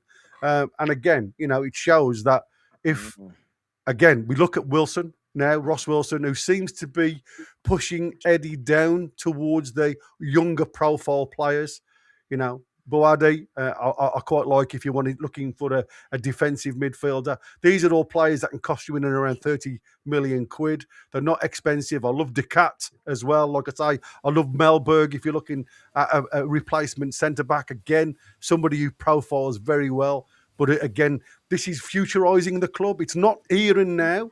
And again, I think we've got to be very careful for everybody to want the results here and now. We aren't Man City. We aren't Liverpool. We haven't got that high money pot that we can just go and buy players with names. We have to futurise this club. And every year, these guys have to gain that experience to take us eventually to the promised land. And if that's under Eddie Howe, then fantastic. And if it's not, then, hey, so be it. Even Eddie Howe said he doesn't know where he's going to be in the next 4 years, or the next 4 games, never mind the next 4 years. So for me, I think this is a big window, if I'm honest with you now. And I think they've got to start showing. And again, if you look at the links, which is mental, I think I can show this before the lads come on later on. The links literally for our transfers, and I mentioned it because again through a lad who gives me some feedback. Young Livramento now, we all knew Man City were interested. Well, I mentioned Chelsea when nobody else had, and it's come in now that they are now looking for Livramento. We know Arsenal are involved. And I was considering, who else is out there that we are looking at. And I'll throw this on the screen quickly before the lads come in, because it literally just gives you some idea of where we're at this present moment. As long as you're on, isn't there? Well, as always with Newcastle, you're only ever going to get. I better close it down a little bit more, even though you guys probably won't see this as well. I can go through it. There you go. You've got, as always, Asula's still linked now with another move to Aston Villa. We're still heavily linked with this Strand Larson. I'm not sure why. Gunduzi is still on the list there. Again, they are really keen, Sevilla, to take Odysseus Vlachodimos, after his loan spell full term. So that'll be a keeper off the books. I can't see Ruddy and for me Gillespie stealing a wage, if I'm honest with you. Then you've got the young Souza, who's another defender. that they're looking really interested in. But as you can see, Valentino Livramento is being eyed up by 3 clubs, including Manchester United, Chelsea and Arsenal. So it's 4 clubs now, even though I think Man City have problems elsewhere. And the one thing, I didn't transition that, so I apologise. There you go. And the one thing I was going to mention, and I was going to ask you guys, I'm going to put it down here, because Coyote seems to be the lad that we are linked to. Yeah, from Brentford. And he is the player, according to this. I mean, you can see that we're interested. There is some scouts actually watching Coyote as we speak in games. And his metrics are very similar, if not somewhat better than Livramento's. So if there is any movement, I think that will trigger us going forward to get, or potentially get, Coyote on the book. So like I say, there is plenty of options out there. It's not as if I don't think Brentford Newcastle becomes the new Bournemouth, eh? Well, yeah, I mean, like I said, but the other thing you've got to ask yourself, Win, where do these find them from if we can't? Igor Thiago, 18, was it 18 million, 16 million? 16 million, I think it was, wasn't it? Crazy. And yet we paid so that's what I'm saying. Million for Vissa. It's crazy. Yeah. We played 55 million for bloody Elanga, and look at him. I mean, literally, if you want to go and work on an athletics pitch, then go walk around a thing that goes round and round. You know, if you want to be a mouse, go do it. Because at the minute, he ain't really doing anything regarding the football. So, but like I said, I don't think you have to break the bank with some players. You've just got to be frugal, and you've got to have a good scouting team out there. Look at the formation. And again, this is where Ross Wilson has had that ear, if you like, in Eddie Howe's ear. They've spoken about the style of player and everything else. And I think that will be the direction that Newcastle need to go down. They need to be more like Brighton to get us moving forward for the future. It's not going to be all done and dusted in January. You have to play them as well, Chris. That's another point. If we do bring these players in, and they're not necessarily the FC want, you've got to play them. Sorry, Gary. It's all right, Bob. No problem, mate. No problem. I'm turning to Win. I'm going to say, I'm used to it by now. You've got to have a manager who's willing to play new players that you're bringing in. Yeah, absolutely. Like I say, the lads are literally on the jockey, ready to throw that first start for the late team. 180 is coming on board. So don't forget, the lads are going to be giving away 5 prezzies. So stay on board. If you haven't already become a member, then do so now, because, like I say, it is only a members only lotto. So if you haven't done so, do so. I did see in the chat earlier on that somebody had been gifted a membership. So welcome on board for your new membership. I didn't see that. And it flicked up while I was talking. Obviously, it wasn't starred or anything, I don't think. No, it's not there. No, I don't think it was. But you have starred a couple before we end. So Foxy said here, for legend Jeffersino has disagreed with me when I said the season isn't over just because of the Man United defeat. Does he feel the same for his flip-flopped only a few weeks later? Well, do you feel the same now, dude? This panel is Win. You know what I mean? my arch nemesis Win. He's the only flip-flop. You know what I mean? I haven't flip-flopped. What did I say? I said, no. I said the Man United defeat probably meant that we weren't going to be within striking distance of the Champions League. But we were. Win. No, Win. You said Eddie out. You said Eddie out. Mate, of Eddie out. Yeah? Yes, but he didn't play. Nobody, they don't play the full. Let's not go over that idea. I'm going to say, here we go. I have been consistent from day one. He got saved by Chris now. Yeah, and the last one before I go, would anybody take Jorg Cuenca from Fulham? Okay. Anybody? Decent player. Not a bad player. Yeah. Not from me. Boki saying no. He's improved Fulham since he's come into the team. Absolutely, yes. They're just behind us, by the way. They're on a little run as well. Great win for them against Chelsea. Yeah, we made them look really normal, but against other teams, they've seemed to found that little bit of form. Hang on. You're saying we made them look normal. The scoreline suggests that. The last-minute winner suggests that. But we could have beaten them 7 comfortably. Yeah. Here we go with this other 7, man. 5-6-0. This guy... all shoulda, coulda, wouldas. We could have been the greatest team in the history of football then. And we're going to be. You keep talking about 6. We should have won 6-0, 7-0, 8-0. Every week you do that.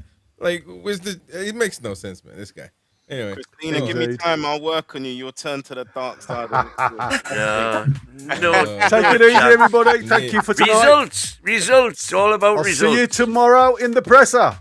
Thanks for watching. Hit the likes, people. We'll see you later. Don't forget to smash the like button. This is a late night show. Start now. You are listening to NUFC Talk Radio, the voice of the Toon Army. Live daily on the website, on YouTube, and on every online radio directory. NUFC Talk, the voice of the Toon Army. Hello, everyone. Welcome to the late night show. Don't forget to smash the like button. Don't forget to subscribe to the channel. Please help us out. And where's Ian? He's always late. He's never been on time. I don't think he's never been on time. I think that's a what do you call a pattern already. Don't forget to smash the like button, folks. And if you are a member, listen. The members complained. We listen to you. So there you go. You got it your way. We're gonna just maintain the one tier. $4.99. There's nothing else offered by us.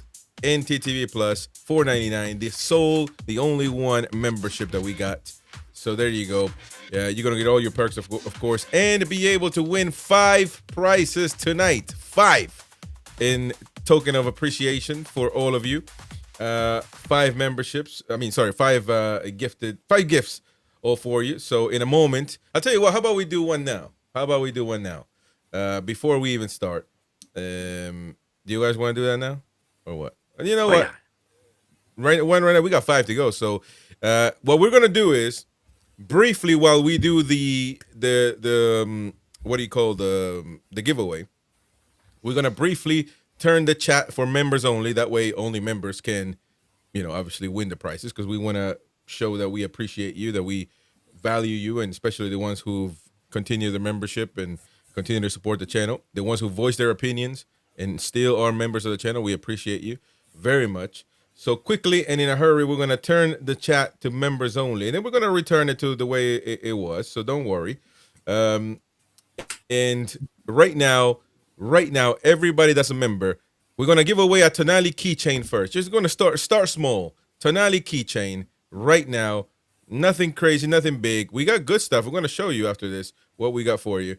And type hashtag NTTV, hashtag NTTV Plus, hashtag NTTV Plus, hashtag NTTV Plus. That's all you got to do right now. If you remember, hashtag NTTV Plus on the live chat, and let's give it away right now in the next 2 to 3 minutes. I will ask Kev his take on the game. How about that? And then you can type hashtag NTTV Plus. All members. However, Christina, you can't put NTTV and the plus sign. You have to actually type plus. So just letting you know that. Kevin, what do you think of the game, man? Meanwhile, people are typing in their hashtag. What do you think of the game? What a game. What a game. I mean, as fans, right, we can overanalyze it and look at the issues with defense and all that stuff, right? But let's just enjoy it. What a game. And especially the timing of the game, right? The news about King Kev, I've got to obviously say on any sort of platform, I wish him nothing but recovery, health, happiness, nothing but best wishes for an absolute Geordie legend, right? But wow, what a way to honour him. A 4-3 in Newcastle coming out on the right side of it. So I'm not going to overanalyze it right now, whilst obviously people are going for the giveaway. But what I will say, which is mega, mega important, is our mentality this season when being behind has not been right. We all can agree with that. It hasn't quite been there. But wow, what a mentality. 3-2 down, stuffing knocked right out of you. And you sat there thinking, have they got it in them to come back? And I mean, my God, the limbs, the scenes, just the attitude of the players was incredible. Joe Linton, that's the wonderful thing as well about I was at the game. Very fortunate enough to be a season ticket holder. Some things I see I probably wouldn't see on TV, like Joe Linton was literally starting on everybody. He had that fire. He was dragging people through with him. Bruno grabbed people by the scruff of the neck, literally at times on his own team, to get them focused, to get them back into the game. The mentality when the penalty was given for Bruno to pretty much say no to Wissa. I don't know if Sky Sports saw that, but Wissa walks over, says, my penalty. Bruno's like, absolutely not. I am getting us back into this, and we are going to go on to win it. Honestly, the mentality, especially this season when we've dropped so many points from being in the lead and not gained any points really from being behind, it was just insane. We should just enjoy it. Yes, we'll analyze it and we'll talk about it in more detail. But I think as fans, we've got to unite and just say what an experience, what a moment that was, and that game will go down the record books and nothing but fitting for King Kev. Yeah, that's right. That's right. Sean, this is the Sean. You've got it wrong, mate. It's not PLAUS. It has to be exactly as we've done. Plus. Hashtag there you go. He's got it. You think he's daft, man? He's been in the service. He's a service member, man. He's not you. He's a service member, man. You know what I mean? This is the keychain that we're going to be giving away right now as we speak for Sandro Tonali. Not for Sandro Tonali. He doesn't need a keychain. He got a baby though. No, that's a fact. But to all of you, let's not waste any time. Let's get going with the giveaway right now, folks. That's 1 out of 5. Incredible. So become a member if you're not already. We just want to give our appreciation to members that have been with us for a long time and continue to support the channel. Even if we cock it up and offer, other stuff, they came back and they said, you know what, you're screwing up, mate. Keep it the way it is. And we are going to do that. So let's go right now. Who is going to get this membership? If it's me, obviously, I'll just give it away to somebody else. But there you go. There you go. Where's the keychain going? Mighty Win, write it down. Where is the keychain? Where's the sound, by the way? That's supposed to have a sound. I can hear a sound. Let's see. Oh, you can? I can't. I don't know why. Yeah. Mighty Win almost won. Bokey! Oh no, Bokey! That is criminal. That man. I can't spin it again. Spin again. We're gonna get spin it. Spin it again. Yeah, it's not fair. We got spin it again, baby. Spin it again. None of us are here. It's not right. Hey, Animal Lecter, it has to be hashtag NTTV Plus, mate. You remember hashtag NTTV Plus. Let's get going. Let's get going. One word. If it's one of the panelists, we're not letting that happen. Win. Oh, that's me again, man. No. We're not gonna do that. We're not gonna do that. Hashtag NTTV Plus. Yeah, Christina said it actually. Hashtag NTTV Plus. Animal Lecter, come on, get it in, mate. Get it in. Get it in right now. Hashtag NTTV Plus. All together, one word. Come on. I want to see him. I want to see him get a chance to get in something. Come on, man. Wait, man. How long does it take you? Type. I'm gonna like that. Hashtag NTTV Plus. Let's go. Fell asleep. He's been partying since the win. I know, man. Yesterday's performance was unbelievable. Christina called it. To be fair, Christina was like, "Going to be hilarious." There you go. There you go. There you go. Now it's in hashtag NTTV Plus. There we go. Let's get the spinning. Ladies and gents. If it's one of us, we'll give it back again. We'll give it another go. Come on. Who will it be? We got four more after this one. So stay tuned and stay tuned to the whole thing. Hashtag NTTV Plus. Animal Lecter's in there. Still Bad Dad. War Captain Bruno. Morris is Trolls. Toon Assassin Becca. Christina. Oh, no. Mighty Win, man. What is this, man? Can I make a suggestion? One of the panel put our names down for the next one. Yeah, next time we shouldn't do that. Yeah, that's right. I didn't put mine in. I was like, next time we shouldn't do that. But anyways, we're gonna keep going. I don't know where Ian is living right now, but he's in La La Land somewhere with his background. But we'll respect that. We'll respect. Oh, Christina, she's a pet. She's a panelist, though. Well, I mean, yeah, she's a new member, but I don't know. What do you guys say? What do you guys think? Yeah, give it Christina. She actually said she thought it would be funny if it was Chris. I think Christina should get it. Well done, Christina. Give it to Christina. We're gonna give it to her. Write that down, Mighty Win. Write that down. Give it to Christina. She just became a member as well. We'll get that. She's not on the panel now. So exactly, she's not on the panel now. Exactly. So I think that's the rule. If you're on the panel, you can't enter the competition. If you there you go. So that the keychain is going to Christina, of course. So write that down. Win. Let's talk about the game. In about 10 minutes or 15 minutes, we're gonna give away. This is what we got actually for you. So you're just letting you know for all members right now. We spent a good amount of money now trying to make up for it and. Of course, show our appreciation. Let's show what we got right now. Well, the keychain, of course, that's going to Christina. The second one is going to be a Joe Linton mug. Not saying Jolinton is a mug, but a Jolinton mug. Not There after you go. yesterday. No. No, not after yesterday. We're gonna give that one away. For some reason, Mighty Wayne, I lost your pictures. Okay, we're gonna be giving away as well. This at the end of the show. It's a Newcastle lamp.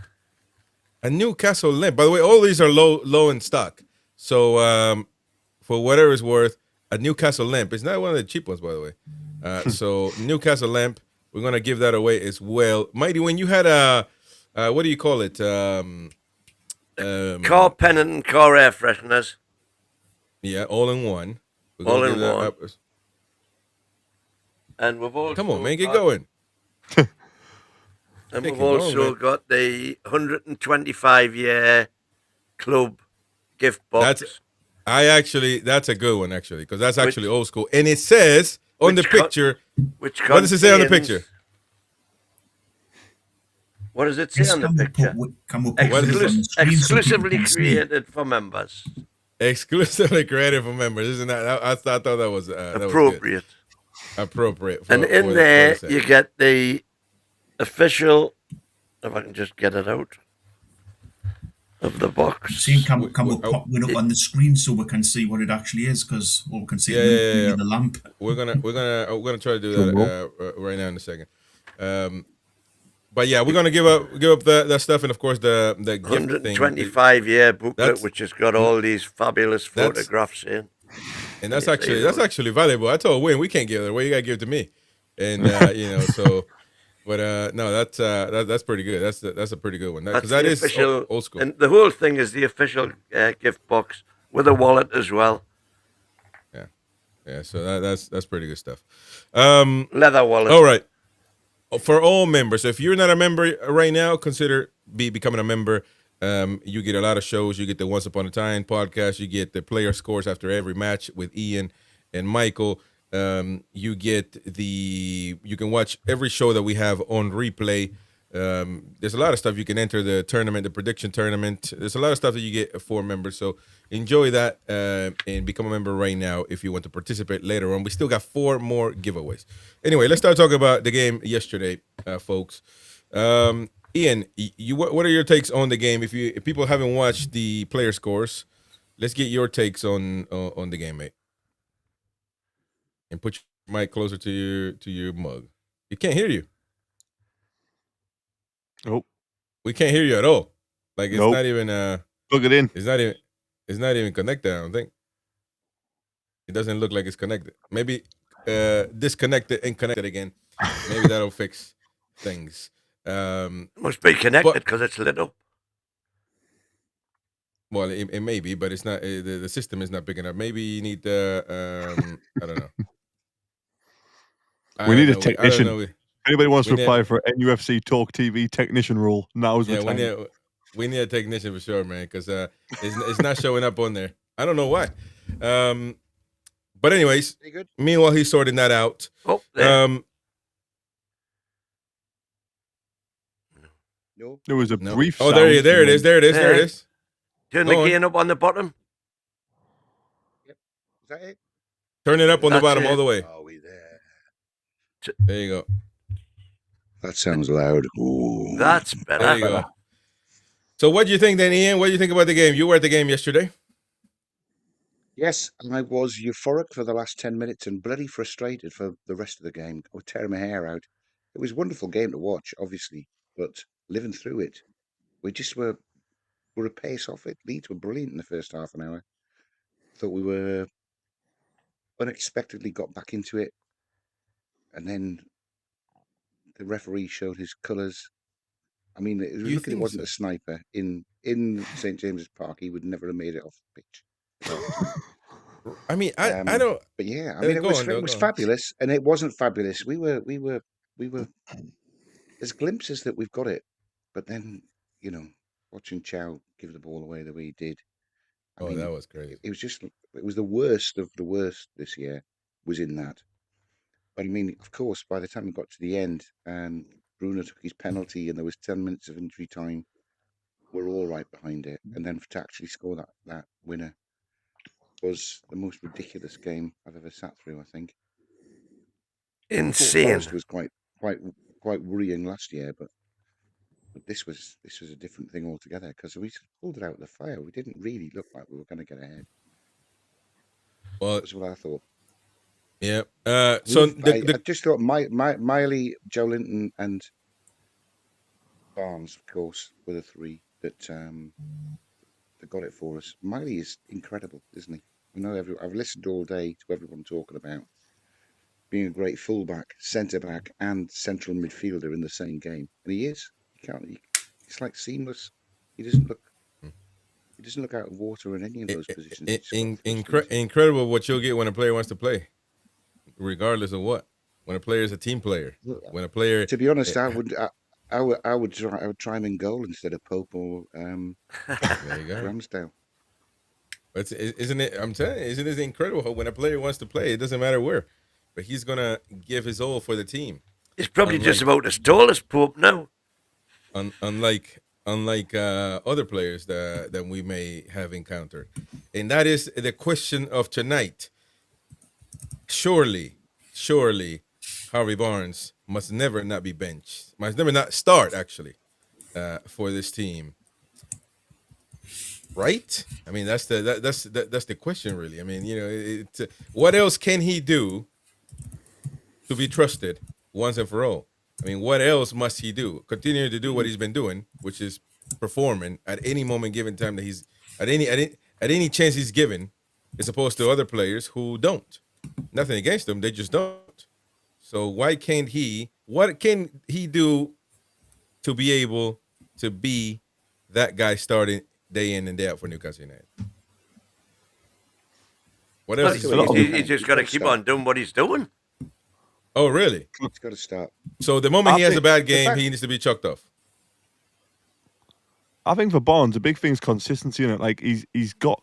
I honestly think he's one of the best finishers at the club. We haven't fully seen Wissa and you could argue Volta-Marty yet, but for me, there was times I think Barnes got into the team around the cup final stage last season and did very well.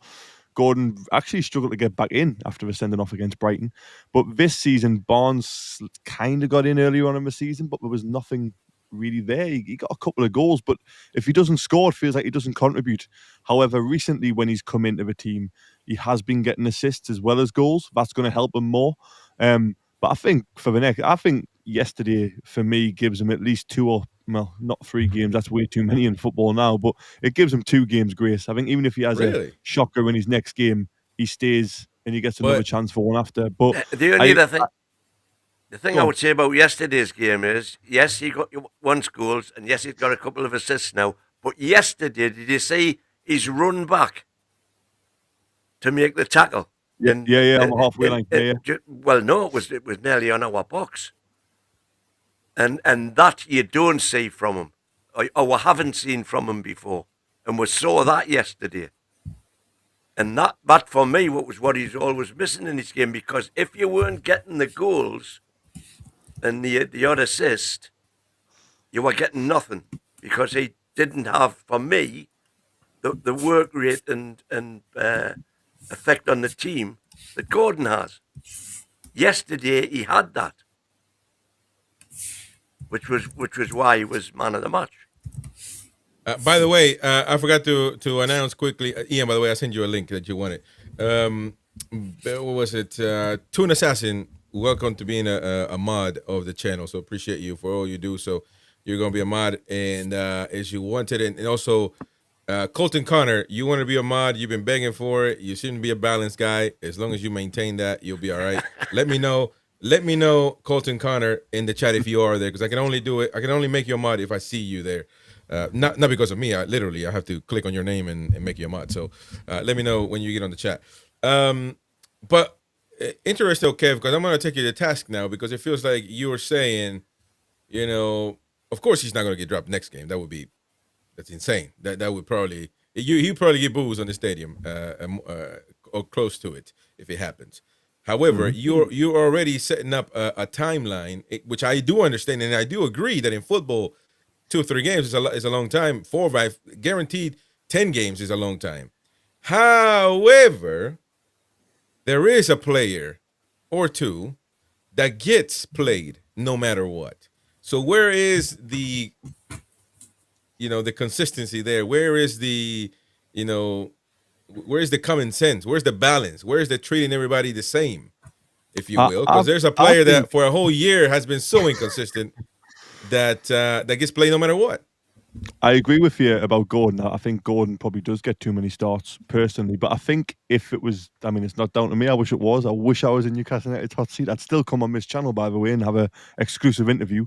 But if it was down to me, I think it's got to be a case of it's what you've got in the bank for the club. So for me, someone like Fabian Schär, ever since Eddie Howe's come in, I struggle to think of many mistakes Fabian Schär's made under Eddie Howe. There will be some, and I'm sure people remember him and point them out, but it's a case of he's got so much in the bank that even if Schär has 1 or 2 bad games, 3, 4, maybe he stays, maybe not 4, because then you're going to start really, really committing to some poor form.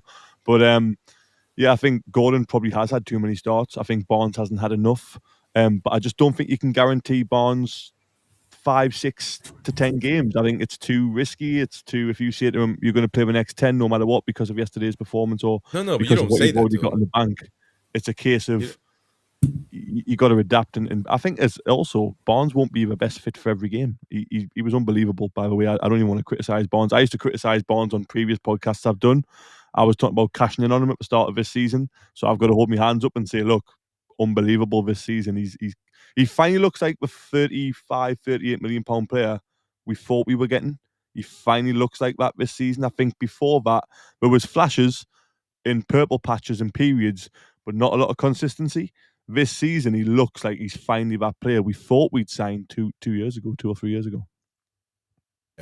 Yeah. Again, I probably do agree with everything you say, except there's one player that doesn't follow, or there's no rules for that one player. Who? So Gordon. I'm still. I didn't say no names. I just say one player. I'll get to the name later. If you assume it's Gordon, then that means you might think Gordon is not. Yeah, I think Gordon does get maybe a little bit too much of preferable treatment, maybe because he's at England international. I don't know, but he hasn't had a good season at all. I don't buy into the fact that he particularly works back particularly well. Not like a Miggy Almiron, where Almiron was always helping out with fullback. I don't think Gordon particularly does that. And he is getting special treatment, but it's a case of, again, I don't know. I think if Elanga had took off when he came in, it would be Elanga and Barnes at the minute. But Elanga didn't take off, and it only leaves Murphy or Gordon. But I don't even know if you're talking about Gordon, Chris. I'm not sure. I'm just guessing because I think Gordon does get preferential treatment.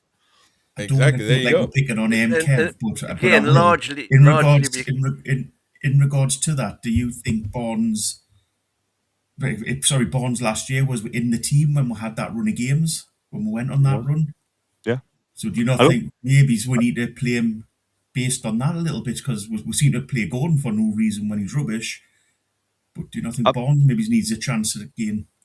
I think Barnes absolutely does need a chance, but I think with Barnes, what infuriates me, or used to infuriate me, was he'd get the ball on the left. Not so much now, I'm not talking about the season, but especially not towards the back end of last season, because you're right, he was in when we went on that run, but it's almost like our team's dying out for a player who can beat a man, like with ease. Like, I know he infuriated people, but like Ben Arthur or St. Maximin, somebody like that who works back, like Iliman Ndiaye at Everton, we're crying out for that type of player who just has that spark. Barnes isn't that type of winger, but you're right, at the minute and on form, I think personally he would be in instead of Gordon. But our team is still crying out for somebody like an Ndiaye, somebody like a Ben Arthur, a St. Maximin, a bit of a maverick. But again, Kevin, you being disingenuous here, man. Because you're looking for somebody that's there. It's right in front of you. A maverick. We have a maverick. No, we have a Ben Arfa, and that's Barnes. That's him. Oh, Barnes nowhere near Ben Arfa. Come on, man. He is no. Ben Arfa. What does he do that? Why can't he do that Ben Arfa did? He hasn't got the feet. He hasn't got the feet. He hasn't got the reaction, the quickness, the agility, the flair. Look, he's a great player. The flair. He hasn't got flair. He's not putting his foot on the ball and hanging it out in front of somebody and dragging it away from him. He's never going to do that. That's not his type of player. But I'm not saying that's a bad thing. I'm just saying our team's crying out for that. If I could bring Ben Arthur back in his prime, I'd have Ben Arthur and Barnes both starting, because Barnes just isn't that type of player. He's not that type of, I don't know. He's never going to be 2, 3, 4 players and then maybe give a ball away like Ben Arthur or Maxi used to and infuriate you. But he's a great player, and for me, he's the number one choice winger at the minute. Barnes has to start. No matter, I don't care where he plays across the front, as long as it's not through the middle. He's got to play right or left wing. For me, he's the first one on the team sheet when it comes to wingers. But what I'm saying is we are missing that maverick. But then players don't exist anymore, do they? How many players like Ronaldinho, JJ Kocher, Zinedine Zidane, David Ginola even exist anymore? They don't exist anymore. I'm not saying Ben Arthur's on their level, by the way, but them type of players have gone. It's all athletes now. It's all run hard.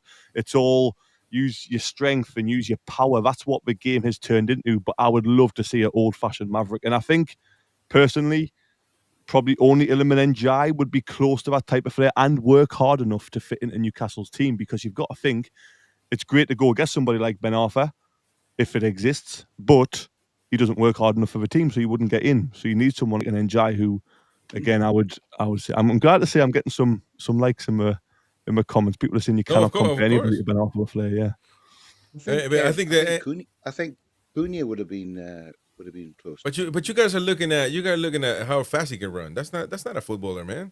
I'm talking about a guy that you can give the ball to, and the defenders don't know what he's going to do.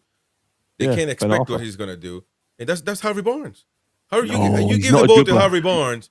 You give the ball to Harvey Barnes. He can beat a man. He can get a shot of anybody in the Premier League. He can get a yard. He can shoot. He can score. He can get a yard. He can change you the game. I think he's our best finisher. He can get a yard, but for me, he's not a dribbler. He's not a. But by the way, man of the match performance yesterday. Just remind me where he started. Right wing. The right wing. Exactly. That's what I was going to say. Yeah, but that's not even the problem. By the way, he was all over the place. He was actually a proper number 10. He was a proper number 10. It don't matter where the paper tells you he's playing. He was a proper number 10. He was all over the place. He was all over the place. In the middle. He was on the right. He's all over the place.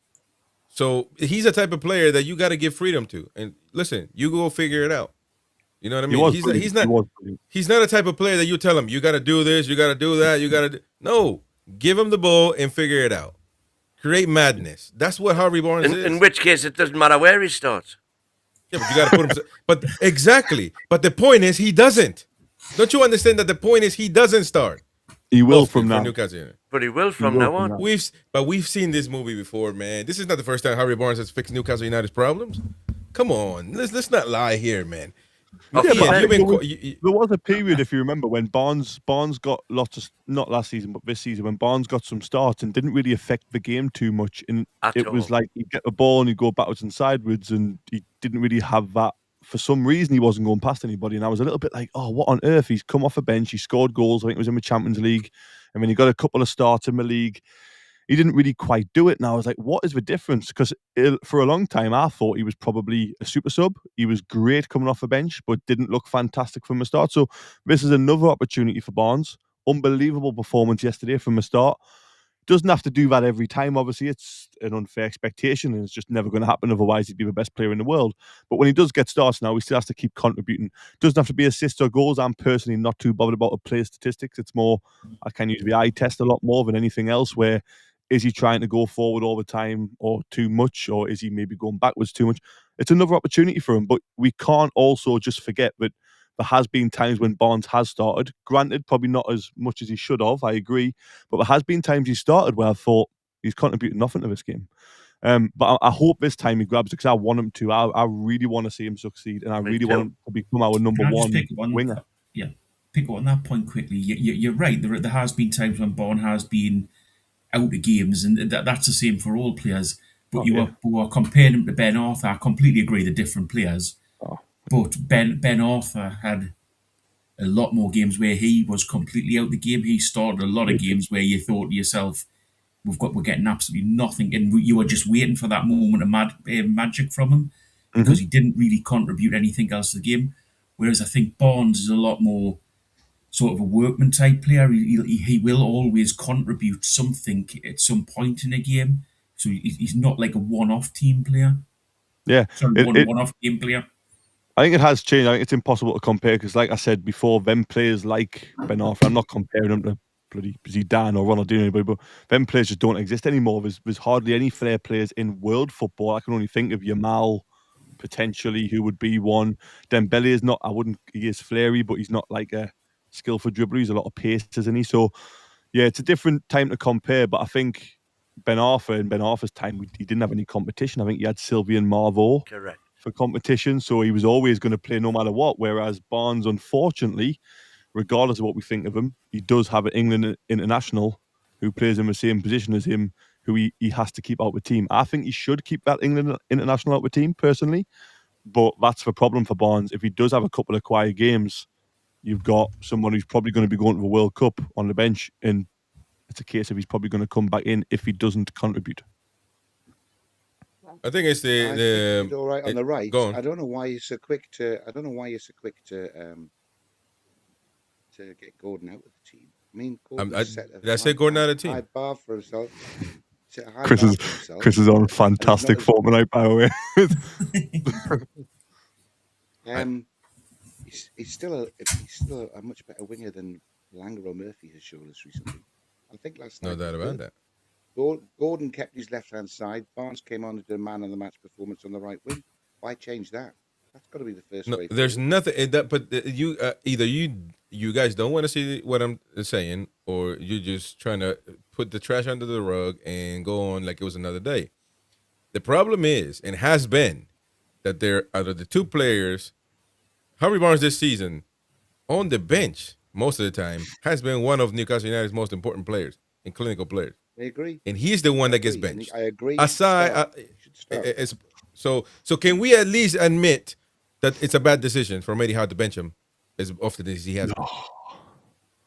I can't come on and criticize Eddie Howe after yesterday. Well, he's the one. I'm not talking about yesterday. I'm talking about overall on Harvey Barnes, the decision. So overall, you can argue he's playing Barnes in front of Gordon because he's been playing Murphy on the right.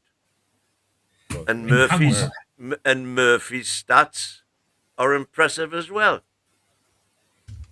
Kev, you already hate me, but I don't know how we can't criticise Howe after yesterday. It was a great result, but that was not a good game. First he made changes at halftime, something you don't see often. So something clicked for him to be able to do that. To me that was important, because if we didn't do that, I mean, if he didn't have the personality to take out Chow for a change, we shall see if he would take out Byrne, for example, if Byrne had a game like that, which he did, playing left back, if I'm not mistaken, against who was it when he got sent off? Brentford. I know it was a red team. He had a shocker of a game, but he did have the personality to take out Chow, one of our best, if not the best signing we had the whole season. Take him out at halftime. And that was warranted. He had to do that. Either Chow wasn't going. Yeah, I was going to say, in terms of criticising how obviously there was mistakes, but you look at the goals we conceded. I mean, Chow falls over, which I'm not going to blame Eddie Howe for. Or, I mean, Malik Chow, I don't really want to chuck blame at, but Chow falls over and we get a goal. Chow obviously gives a handball away after getting pushed, and they get a penalty. So there's, again, 2/3 of their goals, which I don't really think you can criticise Howe too much for. You could argue maybe tactics allowed Leeds to get in position, but I thought Leeds were really good. And I think there's nothing wrong with saying that Leeds were really good. I thought defensively, obviously, they conceded 4, but they looked quite organised. The 5 at the back looked decent. They counter-attacked us quite dangerously early on. I thought Leeds put in a decent performance personally. But where do we think, as fans, these players get this spirit from, and this full-on passion, and understand the club and the presentations Howe puts forward to these players when they come and sign for the club, to understand what it's about, to understand the history, the Keegan, the entertainers, what the city wants, working class, hard-working teams, never giving up. We only demand a team that tries and doesn't win, or whatever that stupid banner was, which clearly wasn't true. But it's a case of these players get this from the manager. I'm not saying Howe's faultless, by the way, and I think Chris has made a good point there, actually. You could probably say that you could criticise Howe for not starting Barnes enough this season, and I would agree with that. But I think in terms of yesterday, Howe should be getting credit, because these players don't get this fight, this mentality, this full-on belief that they can win from 3-2 down after a horrendous season of late goals going against us. They don't get that from anybody other than the manager. He sets the culture. He sets the environment. He is the leader of this club, this team, these players. I think it's very hard to criticise Howe after yesterday. Yes, there's individual errors. Botman stands off for 5 yards, but again, what can Howe do? Stop the game midway and say, Botman, get tighter, you're a bit rusty? I don't know. No. But again, I'm not talking about where would you criticise Eddie Howe yesterday. Sorry? What's your main criticism of Eddie Howe yesterday, Bobby? In regards to the game, I mean, I agree bringing on subs at half time was great. And yesterday's game is a difficult one to call out how for. But my criticism is that we went on this run and everybody's picking up on it and we're doing well, don't get us wrong. But we're not controlling games. We didn't have control of that game yesterday at all. We didn't have spells where Leeds was sitting. I don't think Leeds manager on the bench would have been sitting there, thinking, "Oh God, these are really, really attacking us and going for it." They didn't. We never had that sort of control. We are knackered. Attacking prowess where we were pushing forward, and it's really hard for me coming on here because obviously you guys are loving the fact that we've won 4-3. Any fan should be. Any fan should be buzzing up the I do. I love the fact. I love the fact we won, but I can't sit here and say, in God's honest truth, on this run, that Eddie Howe's had complete control of those games. It just doesn't feel like we've controlled games. It doesn't feel like we've attacked properly in games. We haven't been lucky, but we're lucky in regards to the teams that we've been playing. Do you guys think if we played an Arsenal over this period or a Liverpool playing the way we have, we would have won? I think we'd set up differently. Like we did last season, we went with Schär had like a free roam press and we almost went 5 at the back and we schooled Arteta in Arsenal last season. It wouldn't be the same setup. We were attacking because we were at home against Leeds. Leeds are in good form. We can't set up differently because we don't have a plan B. But we did last season. You can't argue last season, but we didn't have a plan B because we schooled Arsenal with 5 at the back. We completely changed. Well, we did have a plan last season. As far as the cup is concerned, now things started going down at the end of the season. But we did this game against we went 5 at the back against City. We got beat and it cost us. Trippier made a mistake because he was playing wing back, but he did try something different. Again, I think sometimes it's short memories. It's a case of like that can go both ways though. It can absolutely. And I think how unfortunately now is it a period where I don't mean to insult anybody when I say this because I'm not a type of person. I genuinely respect everyone's opinion, but I think some people are just bored of Howe and they want something new. And I think it's a case of they're sick of the 4-3-3. They forget that we went 5 at the back against Arsenal. City, it didn't work. We went 5 at the back against Forest, I think, and we got absolutely torn apart, and that didn't work. And it's rightfully so. Like he did have a plan B, but then he plays 4-3-3 a lot, and we get a good run together. And people are just like, well, I'm bored of this now. I don't want Howe anymore. I want somebody different. And it's harsh. It's hard to be a manager of a club for a long time because fans will naturally get bored. Personally, I think the run we've been on, we can't be anything but happy. Yeah, there's always going to be mistakes. But like I said, the last time I was on, this is the most inconsistent, wide open league in the world. Anybody can beat anybody. Man United struggle to beat Burnley away. No, it's true. It's true. What team other than Arsenal has been consistent? Tell me a team in the league. Man City doesn't know. Man City haven't. Man City couldn't beat Brighton literally yesterday. No, but they're still where they're supposed to be. So that's you can give Man away. City should be first. Man City should be first. No, but there's only one. So if Arsenal were in first, you would say they're inconsistent. I would say Arsenal would be consistent at second or first because over previous years that's where they've been. They are consistently second, or hopefully first. We're doing really well.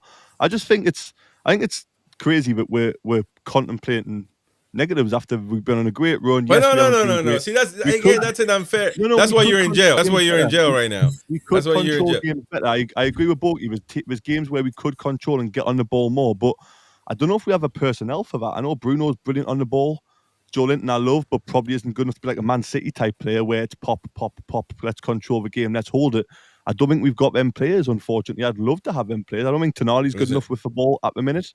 There's plenty of things to look at. There's plenty of things, yeah. And if you look at the top 3 in the league now, who are they? They're the big money clubs. How much Aston Villa play? We're a big money club. How much Aston Villa play? I want to know how much Aston Villa spent this summer. Yeah. Somebody. This summer, not as much as we did. How much? How about last summer? Or the winter window? Aston Villa struggled. You already started on the wrong foot, man. How much Brentford spend? No. Sure. Brentford are doing amazingly, but do you think Brentford are still going to be there? We are not yet. Hey, don't matter. They are right now when we're having this conversation. Again, we're going on something that we shouldn't have because you happy clappers do a perfect job at being, Thanks, Larry. Larry's everything I'm saying. Trying to play. No, trying to play the game to where I in this particular case, or Boki that's having an opinion. Ian, he doesn't want to neither here nor there. Although he's also not saying the truth because he's not admitting that Eddie Howe made a bad decision by not playing Barnes as often as he should have. That's the main question here. It's not about because it's proven. It's proven on last night's performance as well as the rest of the season's performance. He should have been there. We needed somebody like that. That's just showing that you've got 20/20 hindsight after. No, because I've been saying the same thing before. Yeah. No, well, I mean, up until quite recently, Gordon and Murphy have been the first choice wingers. And the start of the season, Alanga's had a lot of goes to see whether he's going to come good. So he's finding out about his team as well. I agree. It would be much better. I mean, we'd have better higher in the league if Barnes started more. Yes, probably. If he was as consistent with his form as he was in the last few games. Yeah. But Captain Bruno stick. I've got a lot of love. He's made a mistake by not picking him. And by the way, yesterday's game has made me believe that the players still believe in Eddie Howe, which was my. And so I admit that I was wrong. Well, I don't know if I'm wrong. I don't know anything really, but now I thought that I was wrong for thinking that. I think that I'm wrong for thinking that, and now I think they believe in it. We'll have to see, of course. You can't blame me because the Mackham game they played as if they didn't believe in him. So you can't blame me for that. However, last night's performance, they seem to be very much interested. But the very thing that was different from last night, that is different from every game that we played this season, more or less, is that the team didn't give up on trying to go get the win. Forget the draw, forget we needed 2 goals and we kept going. We were down 3 times. And we scored 4 goals. So even until the end, that's something that we haven't seen before. Every time in the second half, we crumbled when we had the lead. Well, hang on, no. But we did. When we were beating Chelsea, we crumbled. What are you talking about, man? We should have had 2 before they scored the equaliser. Oh, here we go. You're not telling me that Gordon wasn't a penalty. Of course it was a penalty. All day long. Everybody knows it was a penalty. That makes it 3-1. And then do they come back? No, they don't. What? But you're saying we don't chase the game. 10 men against Liverpool will come back to 2-2. We'll keep on going to the same game. And we go and chase the game, and it costs you the game. You can't make it seem like everything is perfect this season because it ain't. Can I pick you up by on that? far? I've never said everything's perfect. On these three games is the reason that we're all sitting happy with them. But that you guys are saying, the good performances because we've been so shocking for the rest of the season. There's been games where we've been terrible, and these games we haven't been great. There's not one game where you can sit down and say 100% we've been absolutely perfect, and you're never going to get that. But you're never going to get. There's no game where you can say we've controlled the game completely and won. I agree. I think that's how it's terrible. Give me a second. Thank you, all Captain Bruno. Says release Kevin, demand a judicial inquiry. There you go, man. Bail him out. But I'm just saying, man. Somebody would come and says, put him back where he belongs. Or mighty win. I actually agree with what Boki just said in terms of control. I would personally, because of the type of football I love to see, I would love to see Newcastle have not a change in style, but almost like a tick-a-tack option where we can keep a hold of the ball and look after it and waste 5-10 minutes when I'd love to see that genuinely, and I agree we don't do it enough. We're not very good at it, and I agree with that point completely. I also agree with it hasn't been a fantastic season, but if you compare Villa from last season in the same environment of being in the Champions League and us this season being in the Champions League, Villa didn't do as bad as we ain't doing now, man. But Villa finished 6th that season. That's where we currently are. So if you look at where clubs should be, and we're only 2 points off 4th or something. I don't know what the Liverpool-Arsenal score is. I'm sure someone will update me. But we're only 2 points off 4th, maybe a point off 5th. I'm not saying it's been great, but what we've got to be grateful for is even in a season where we haven't been great, we've still found a way to accumulate enough points compared to the rest of the league, which is the environment of the whole experiment of the league. The rest of the league, we are still 6th and only 2 points off 4th. Yes, we could play better. Yes, we can control games more. Yes, Harvey Barnes should start more. However, there's no denying that we should not be grateful and happy of what the players have put together yesterday and the last couple of games. It doesn't discount what happened previously. It doesn't take away we've been poor. It doesn't take away the Sunderland game or whatever else. But why can't we? I don't get why, and not on here, by the way. I think this is quite even and nicely discussed. But some of the stuff I've seen in like comments and Facebook and social media, I don't get why we can't unite. And we have different opinions, and that's wonderful. But my God, we could have an iconic season this season again. We could potentially win another cup. We could potentially still get Champions League. We could potentially get like the qualifying or the knockout rounds of this year's Champions League. It could be world class. This is what it could be. This is motivational. This is about sticking together. I think it's what it will be. I think it's what it will be, Kev. I've seen enough. Go on, son. What is this, man? We haven't been good this agree with season, but it's Borky, I only agree halfway with through. Stick together. We've kicked off the second half of the season with 3 straight wins. I'm up, and I think that's the way the team's going. 100%, but also people writing off. By the way, on control, the game that we really had a lot of control in was the one we lost 1-0 at Man U. They never had a kick, did they, after they scored, but just we couldn't put the ball in the net. That's it. We're finishing what dinner. That's one thing. No, that ain't got nothing to do with it. But I heard you say that nonsense earlier on about finishing what dinner, man. We were still scoring the same. Yesterday was the only game that we scored more than 3 goals. Probably when? When's the last time we scored more than 2 goals? So we're a long time ago. So we're starting to finish our dinner. What are you talking about? A long time ago? What? Everton. We played rubbish after that many times. So what are you on about? We started this last 9 points, 3 games. We got the result. Burnley was a bad performance. And then you got who do we play after that? I forgot now. Come on. 2-0 Palace. Palace. So come on, man. This finishing our dinner. We're scoring this. Scoring is not a problem. Because you want to make it about Walter being rubbish and we need Wishart to save the day. I've never said Walter is rubbish. That hasn't helped anything at all. Anyway, it's not about a strike. It's not a striker problem. We can score. We can score. That's not a problem. The problem is defending, really.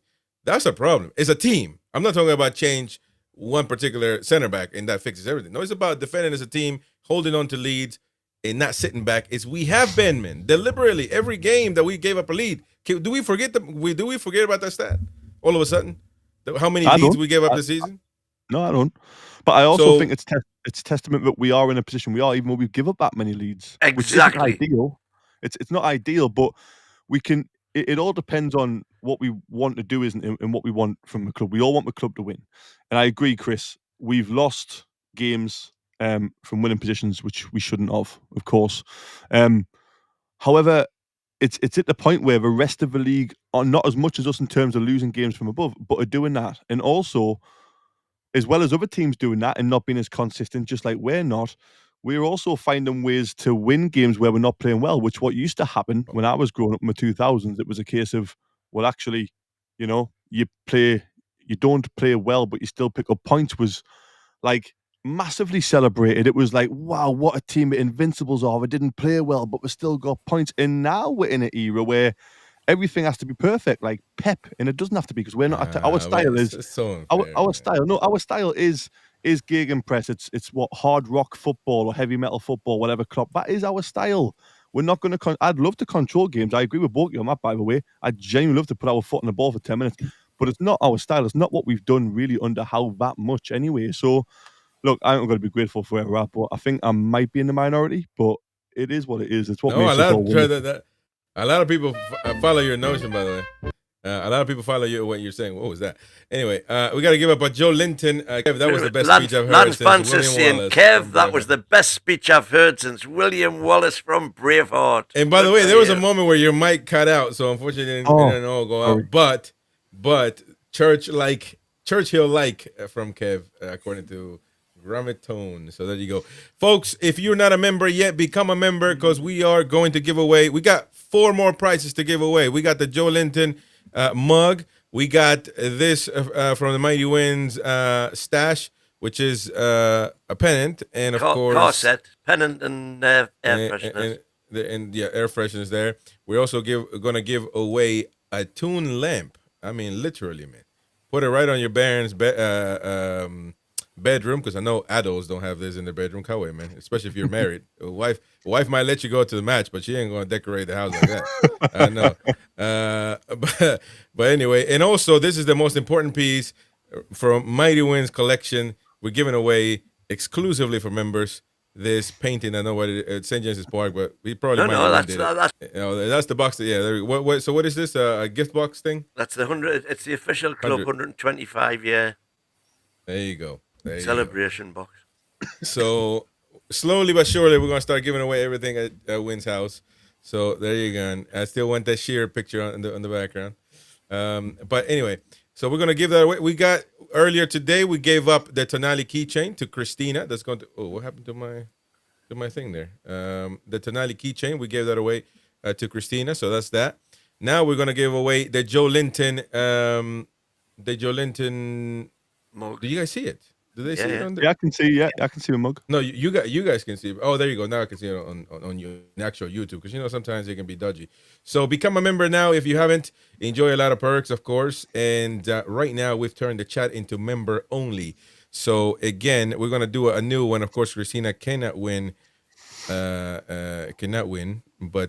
again, of course, we're trying to spread the love. Let's do another hashtag. Hashtag. What can we do? J7. Hashtag what? Oh, that's a good one. But hold on, don't do it yet, because I gotta type it in there. So let's do. Oh no, I gotta do. Just put Joe Linton. Hashtag Joe Linton. Hold on, don't do it yet, because I gotta make sure this is sent. Hashtag. There you go. Joe. Hashtag Joe. I should have done that. Yeah, but do it. Hashtag Joe Linton, and you gotta know how to spell it too, by the way. So there we go. Hashtag Joe Linton, ladies and gents. Right now, as it's like that. Hashtag Joe Linton. Which is Joe and Linton. All in one word. For people that know how to spell it. Because some people are going to be like, yeah, not good. We got a new member in the house, ladies and gents. Mighty Win, Lance Vance. Just became a member of NTTV Plus. I appreciate you very much indeed. All new members. You can go right now and watch the player scores from Ian and Michael. And that was a good show, by the way. Good stuff. Low scores, a few. So you're getting on to me for being a bedwetter, but some gave low scores on that particular show. I don't know if it was Ian McKay, but we'll see. Michael is out right now on the. Isn't that right? Chow got a low score. Oh yeah, no doubt. Yeah, well, he did. He did it. Well, it was predicted, to be fair. Predicted. Hashtag Joe Linton, folks. Hashtag Joe Linton. We'll give you a few minutes for you to gather yourselves and put that in there and become a member. If you become a member, quickly refresh if you can't chat, and that will fix everything. Again, it has to be Joe Linton, not J7. Yeah, no J7, no Big Joe, none of that. It's exactly as it says on the screen. Joe Linton, it's exactly like that. The biggest concern for Newcastle is to continue this form. Now we're going to start playing some difficult teams. We're going to we have a good morale going on to Man City and playing against Bournemouth, of course, for the FA Cup, which you guys were discussing earlier. We cannot give up on. I agree with that. But if we complain that we don't have a big squad, then you're going to have to prioritize certain things. Well, right? What are Kev's and Ian's thoughts on that? Go on, Ian. I've spoke loads. I think yes, we're stretched in defence. Mike Closer. I heard a week or two ago Eddie Howe saying Alex Murphy's trained with the first team for 18 months, so they completely trust him to play the way he wants to play. Sorry, was getting a bit deafened, so I turned it down a bit, but there you go. Yeah, Alex Murphy's trained with the first team for 18 months, so Eddie Howe completely trusts him to play the way he wants him to play. I think he's got to come in. I don't understand why he hasn't had a bit of a go already, anyway. But even with the injuries, we've got 18, 19 first teamers to choose from. And I know we've got a lot of games coming up, but, if they're playing a game and a half out of every two, you should be able to cope with that. I don't think it's worth worrying about until there is an injury crisis and actually our players. Well, that's my thought process. That's my thought process. People here saying. So I think you might put Murphy in to play alongside Botman, let's say, because Botman needs he needs to get up to match fitness, so he needs to play again. Trippier coming in, he needs obviously to get up to speed as well. So Trippier can come in on the right. Give Hall the night off, or till the last half hour, and start Livramento down the left. You can get Murphy into Miley into midfield. I remember early stages of the FA Cup, the last couple of years have had half each against Bromley from Tonali and then Bruno. They just did a half each and they swapped at half time. And I think it was Joe Linton and Bruno did it in another game. So there are those options for us to do without having to get 90 minutes out of the untouchables of the first choice first team. Because, Willock's fit, needs football. Ramsey's fit, hasn't really had much of a run. So we've got the squad to be able to put a strong first team out, I think, without it being like a Bruce reserve team that is going to get knocked out because they just didn't want to waste their time with the FA Cup. But I think we want to go for it. Why not? Yeah. We're in a fantastic cup team. I don't know if anybody has realised that. Eddie Howe has turned us into a really good cup team. If you look at who it is that we've been knocked out by over the last 2 or 3 years, once you get Cambridge out of the way, we get knocked out of the cups by Man City and Chelsea, and we beat everybody else. AC Milan, Dortmund. On accident, I hope everybody's there. Hold on. On accident, I made the stream member only as opposed to just the chat. So I apologize for people that got kicked out. Reload real quick. Sorry about that, man. I apologize. But hopefully everybody's back on. Let's do this giveaway now. The Joe Linton mug, ladies and gents. Joe Linton mug. Let's do it right now. Who will it be? Ladies and gents? Who will take the mug? Who will be a mug? Any of the ones who stood up for me. I'm sure somebody called Becca said replace Mad Dog with Kev. So anybody like that for me. There you go. Who will it be? I still can't hear anything. So glad you guys can. Lynn Simpson, there you go. Lynn Simpson, congratulations right there for winning the Joe Linton mug. There you go. So that's one. We got 3 more to go, ladies and gents. 3 more to go. Just quickly, Chris, with it being Link, and we'll just say all of us at NTTV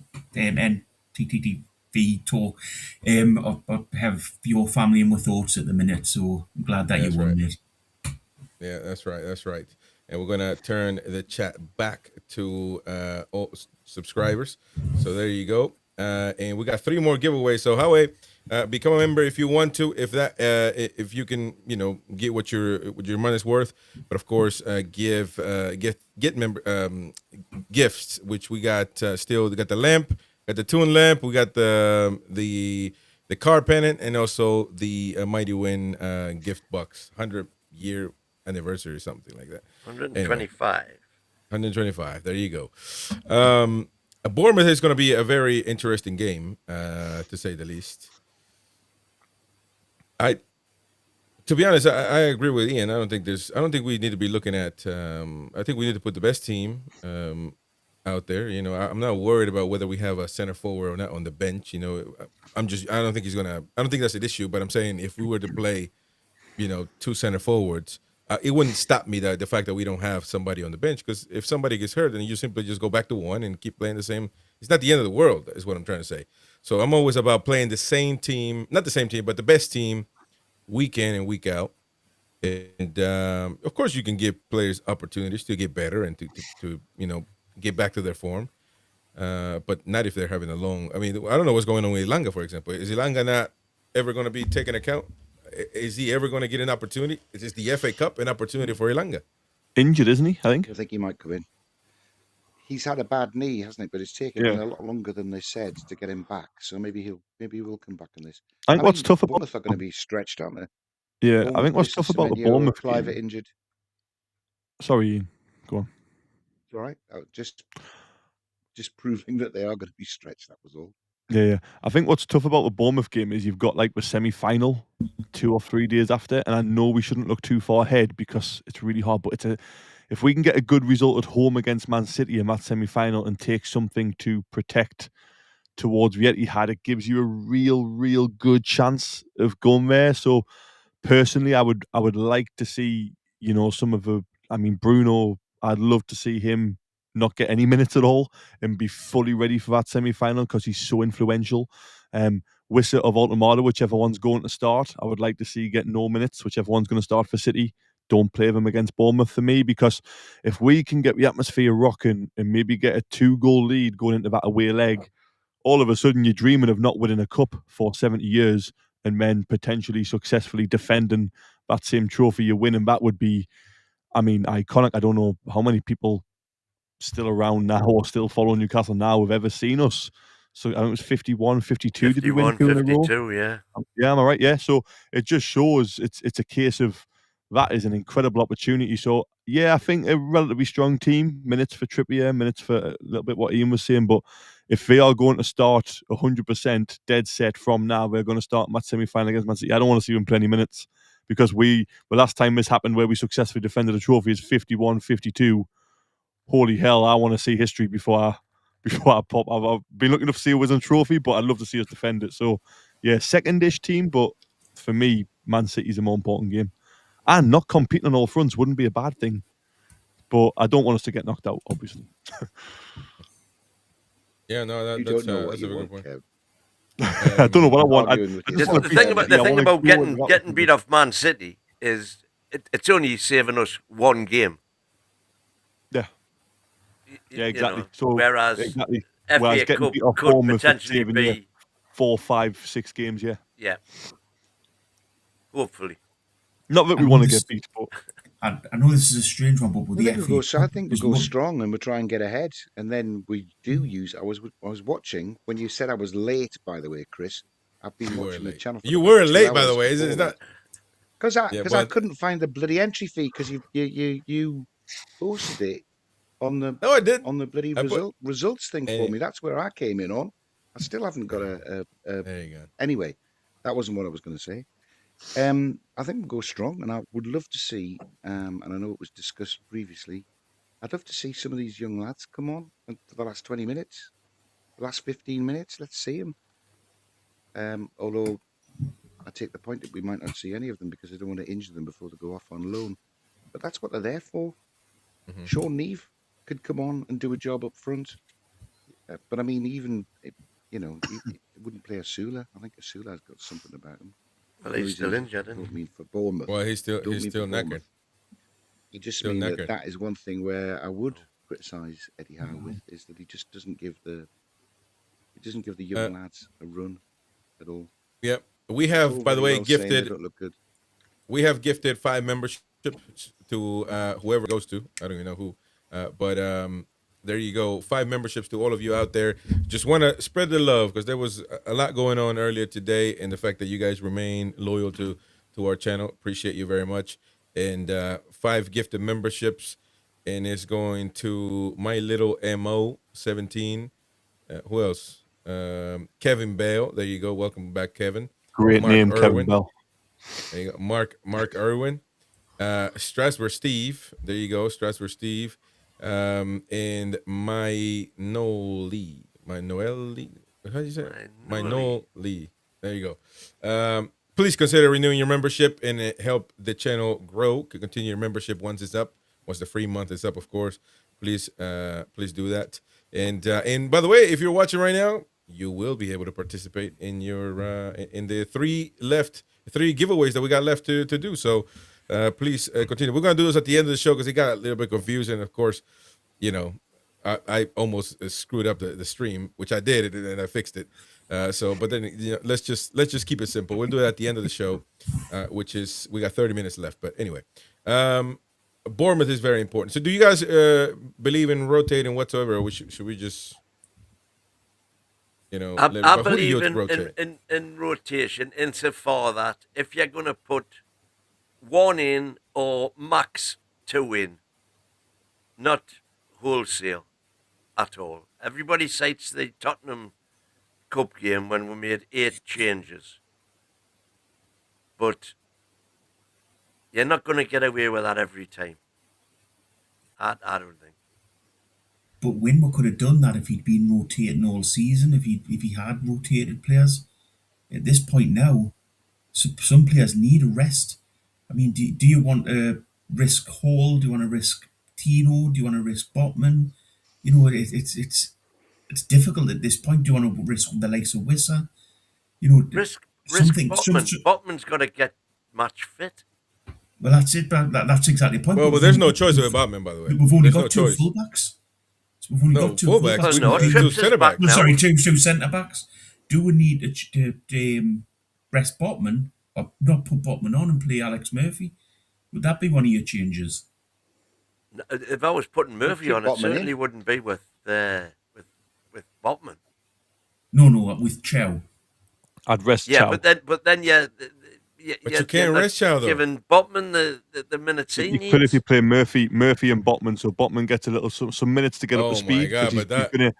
He's going to need it. But I'm not saying it's a great idea, by the way. I don't think Howe trusts the squad that much anyway, like Boaty said, in terms of rotating previously on in the season. But, you know, as well as there's a reason why he doesn't trust them players. I mean, we don't see them every day. We obviously see glimpses. But personally, I don't trust a lot of the fringe players that much either in terms of big games. And I think I wouldn't mind losing. I don't want to lose to Bournemouth. It feels dirty saying it, actually. But I wouldn't mind losing to Bournemouth. I'd much rather beat Man City. So I get what Boaty's saying in terms of make sure Botman doesn't get injured against Bournemouth and keep him for Man City. I get that. But out of Botman and Chow, I'd rather rest Chow because you can't rest both of them if you are going to play Alex Murphy. But I don't know how good Murphy is. Eddie sees every day. He'll know if he's ready. I don't think that Eddie Howe would ever do that. Number one. Second of all, I don't even think I would do that. You know, I mean, first of all, Chow. I mean, he made a mistake. Of course, he's gonna miss a couple of mistakes, but I mean, he's he's still class. So I don't think you got a choice. You got to play him in Botman. I mean, I don't want to throw away the FA Cup either, because no. I mean, last year we did that. I'd love to play them both.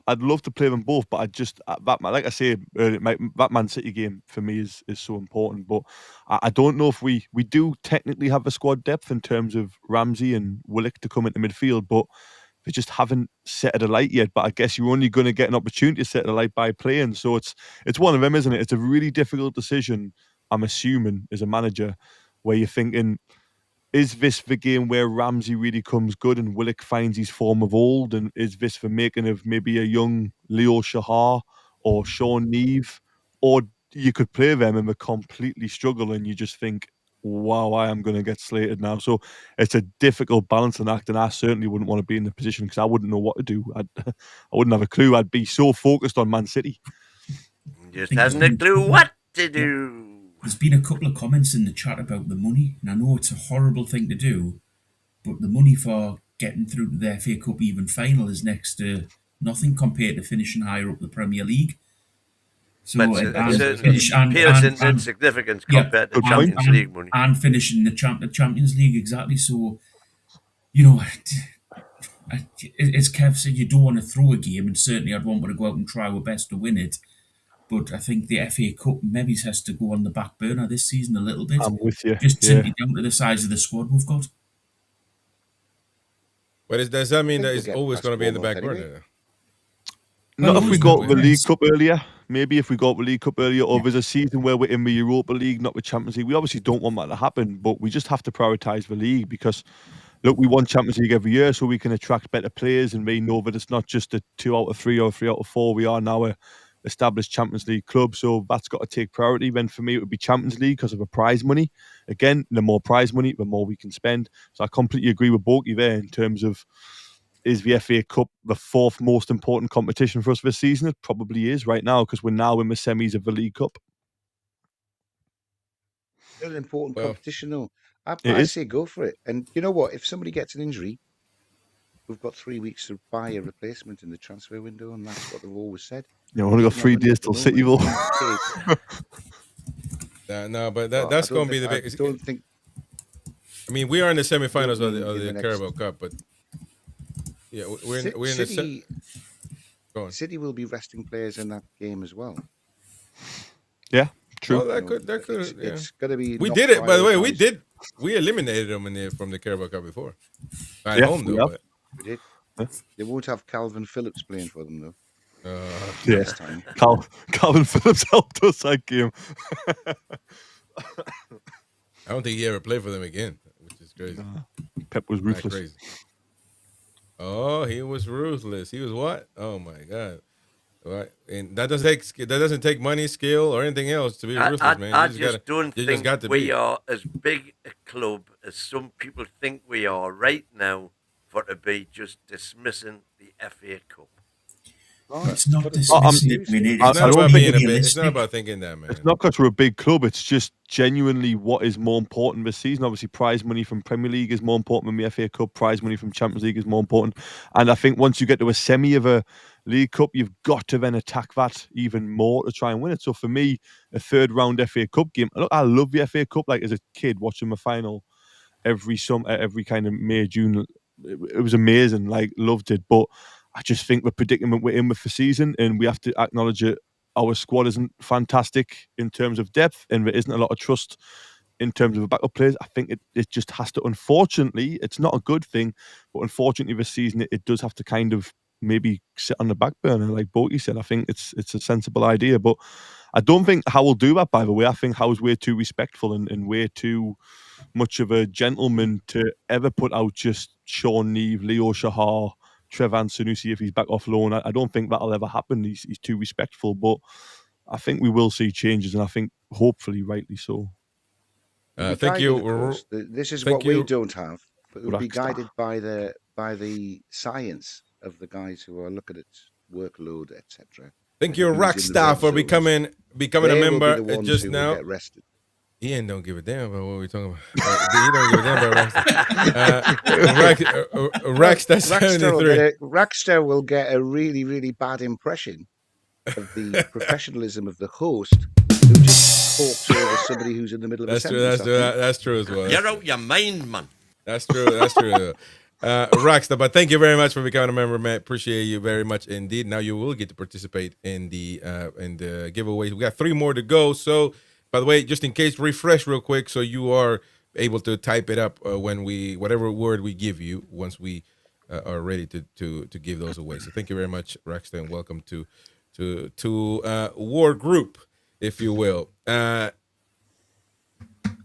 You were saying, Ian, sorry. I rudely. No, I finished. You just didn't hear the end of it because you talked over us. I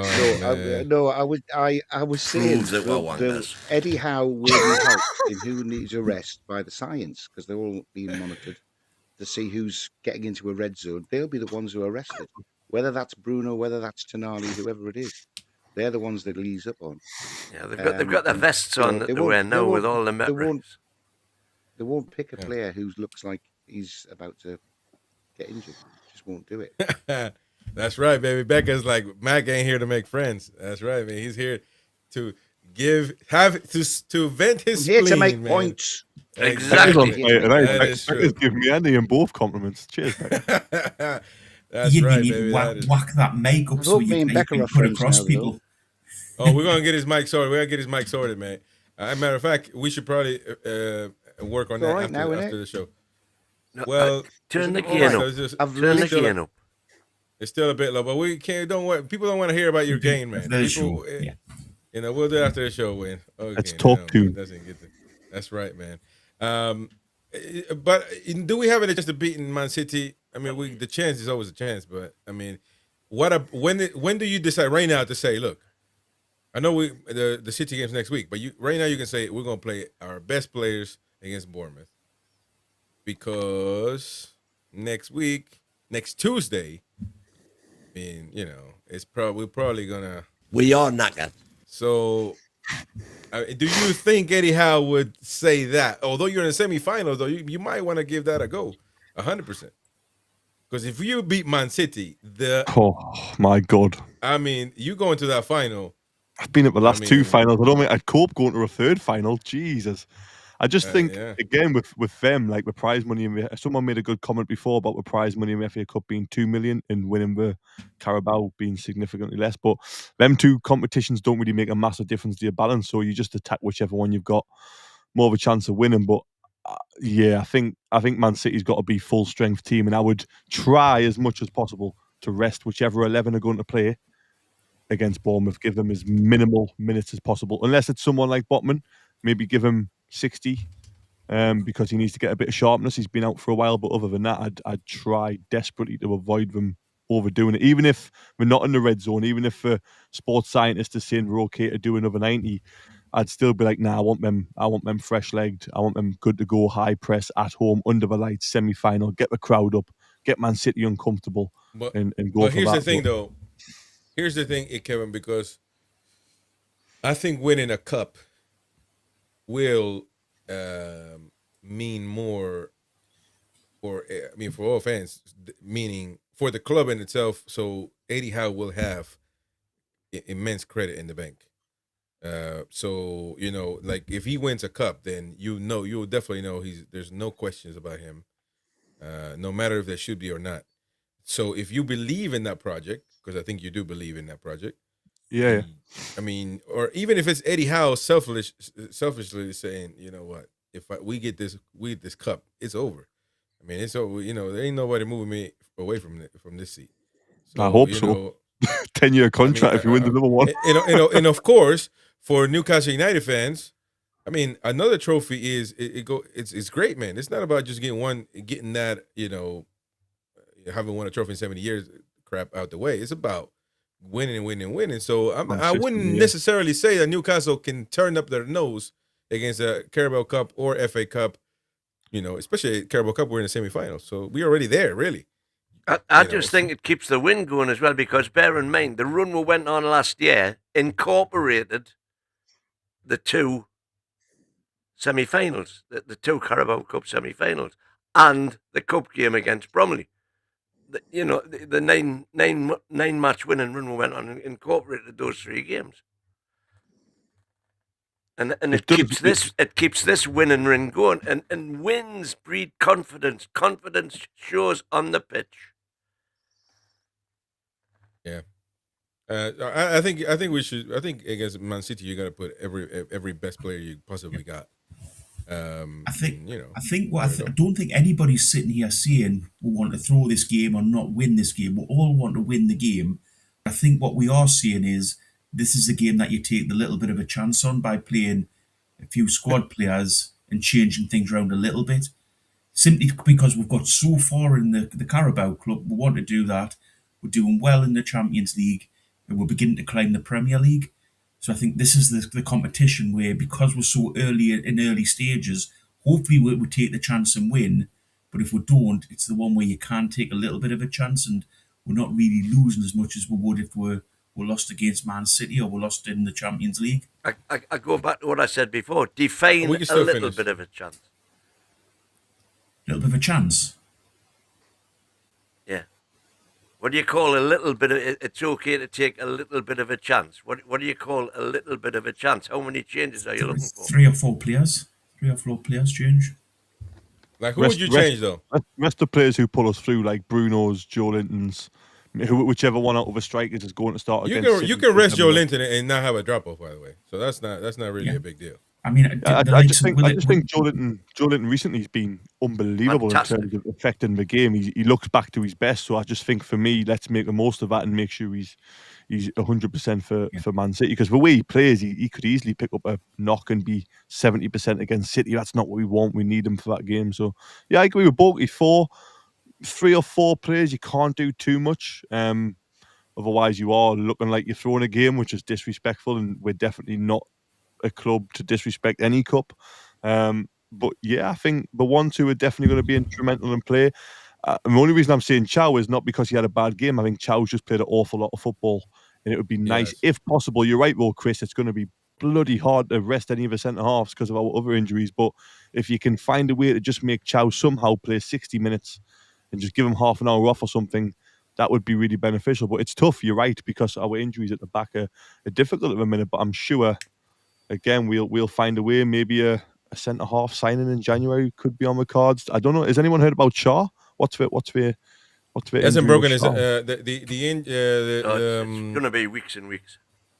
It's going to be months. The breaking news earlier on the early night show was that from Keith Downey saying that Fabian Schär has not broken his ankle, having been stretched off in last night's win over Leeds. He was in tears. He was taken to the hospital, of course. Tests showed there was no break. However, the 34-year-old is likely to be missing for an extended period with the severity of the damage to the ligaments. Still unknown, really. But the report saying he's in a cast. When he left the hospital, he was in a cast. Ligaments take ages. Here's the thing about Schär. People are talking about his last game. That wasn't his last game. I almost guarantee you Newcastle will give him another year to come back, to get ready, and then of course finish it off the right way. Win, I couldn't believe. That's why Win is knackered, man. We are knackered because when he was like, "What?" But if it was his last game, what a way to go out! And I'm like thinking to myself, I'm like, what did he say? I mean, what a way to go out, man. Exactly. There's no worse way to go out. Literally carried off the pitch with your ankle broken, man. The result, man. But that don't matter, man. Then we talk about his last game as a professional footballer for Newcastle United, and you're like, what a way to go out. I knew what you meant, but it doesn't fit. You got to read the room, man. You got to read the room. Oh, man. That just proves that we're wangers. Oh, my God, man. It makes no sense. This dude is incredible, man. But, again, that's why I think Newcastle will say, look, he's knackered, but we're not gonna. But it's still a long time, so he might be able to come back. Yeah, but I think he's gonna get another year anyway, and then more than likely go on, because there were talks about Hoffenheim trying to get him back. So but I think he may stay. I'm very positive that he's gonna stay. Chris, and by the way, the only thing with that is you've got to think what wage that lad's on. He'll be on quite a high wage. No, I don't think so. He will be. He's not one of the cheapest players. Winners 70, look it 70, up now. 80. Is he on 70? 80, yeah. Something like 70, 80, I think, yeah. But he might take a pay cut. Maybe a pay cut. That's the only thing, yeah. But a pay as you play, maybe his type of contract like would be appearance fee, so 45 a week, and then a 40 appearance fee, something like that. So when he does come back, he gets that wage again. But until then, we keep him ticking. Well, I say ticking over. It's quite mental thinking with £45,000 a week is ticking over, but for a footballer, it is, I guess. 70,000 plus 17 and a half potential bonuses. See, I didn't know that. I didn't know, but we're gonna have to negotiate that. You know what I mean? Well, yeah. To be honest, I don't even think they're gonna negotiate. I think Newcastle would just give him another contract. I don't see it. I'm trying to be, what I would do plus what the club would do. I wouldn't try to negotiate down, but I don't think the club will do it. I think they'll just keep him for another year. We're gonna start doing the giveaways now, folks. 3 giveaways. Ian, go ahead before we go on to that. You're muted, man. Invisible Man. Where the Invisible Man Jamal Lascelles was, because he would be useful to come in against Bournemouth. Well, he's still injured. 4 or 5 weeks ago, wasn't he? Yeah. He stays. I thought he was training with the guys. No, I think he's close, like Ledley King level now, where his knee's just not going to hold up. I think it's like playing men just, yeah. So, hashtag NTTV Plus again, hashtag NTTV Plus. Do it right now if you're a member. Member only chat right now at the moment on the rest of the show. If you haven't become a member right now, you got a few minutes. Well, we got three giveaways anyway. So become a member right now, and you got a chance of winning 3. We should have changed that because well, never mind. I think people are. We'll just redraw. We'll just if one of us win, we'll just redraw. But hashtag NTTV Plus, folks, new members. And everyone else then involved. If you win a prize and you happen to win again, we'll give it to somebody else. Give it to somebody else, Donate it to the best commenter. So Rackstat, make sure you type in hashtag NTTV Plus all together. My Noeli, Strasbourg Steve, Mark Irwin, all the new members, Kevin Bale, my little Mo, all of you, come on, get in there. Lance Vance. What's that in? There you go. I used to work with Mark Irwin. Be amazed if it's the same one. Maybe so. Mark Irwin, comment. Let us know if you know. I think this has got Lance Vance's name on it. Tell us if it's the right Mark. If he's gone into it yet. Yeah, I don't think he's gone into it exactly. So we gotta get it. Come on, Lance Vance. Vance. Come on, man, get in there for the pennant, for the car pennant. And is that that's more that you put on the car? That seems like a flag that I don't want to be players biased exchange. here, but my fingers are crossed for Becca DJ. Let's go and get Becca the DJ. prize. I tell you what, I agree. want. It's never going to He's an go out with you, actual Bookie. manager, so I'm all for Becca winning. I want my biggest nemesis to win, Helsazar. Like a good old granddad, he took me to task earlier on, so you know we reverted to the same old. So Lens Vance Entity Plus. So, but I don't want him to get any points in the prediction tournament because he thrashed it. But I would like him to get at least one of those stickers. Anyway, hashtag NTTV Plus. Let's give away the Laura first Toon one. wife is in. Laura Toon wife is. Lance Vance is in. Waza, there you go. Let me see. Giveaway. Let's give away the first one. 1 out of 3. 1 out of 3. Or 3 out of 5, really. This whole show. Let's go. Let's start right now. 20 members in there. Let's see. Who will it be, ladies and gents? Who will get the pennant? You haven't went members only just to view, have you? You haven't done it again. We'll do it again if it's one of us. And the winner is... Oh, it's still my dad almost got it. Oh, Christina again. No, we gotta do it again. We gotta do it again. No, that proves it's random, by the way. That proves it's random. Yeah, of course it's random. If you were trying to prove it wasn't rigged, this is not the way to do it. Even though it is random and it's not rigged, this is not it. Exactly, because Christine... Chris has won, Borky's won, the Mighty Wins won, Christina's won. There we go. Howie, come on, get in there. Boki again. How was that? That was cheating, man. That was definitely looked like it was rigged because it was Boki and then Boki again. That cannot be. I'm just going to order my breakfast here. It's criminal, man. Taking bets. We're going to go on all night, man. What the heck? Let's go. Come on, man. Animal Elector, Lens Vance. Laura, Lynn already won. Queen of Heart. There you go. Queen of Heart. That's a good one right there. Queen of Heart getting the car pennant. So there you go. You've won a night out with a win. Well done, Queen. That goes without saying. Imagine if we started giving prizes night out with people on the panel. That would be we give. Hey, we put Mighty Win there, man. We definitely gonna justify 20 pounds a month for a night out with Mighty Win. You'd have 80 new members if you offered a deal with Mighty Win. Yeah, man. Oh man, people. We are not Punani. There you go, baby. There you go. Now we're gonna be giving away the Toon lamp. I actually dig this lamp, man. It's a good one. Yeah. This would be the one I'd want to win. Yeah. This was pretty good. This was pretty good. So let's not waste any time, ladies and gents. Let's see who will win the lamp for members. This is the one with Lance Vance's name on it. Lamp for Lance. That's Lance does have a good ring. Lamp for Lance. There you go. That's a good one. Hashtag NTTV Plus. It's where it comes up with Chris Tam again and we're trying to prove it's not rigged. Yeah, I know, man. Oh wait, let's get going. Oh, Waza almost had it. Trolls! Hey, and is Trolls in the chat? Because I don't know. I think he might have left. No, anyway. He's in. Well, he was from earlier on in the show. We should have changed the name for it.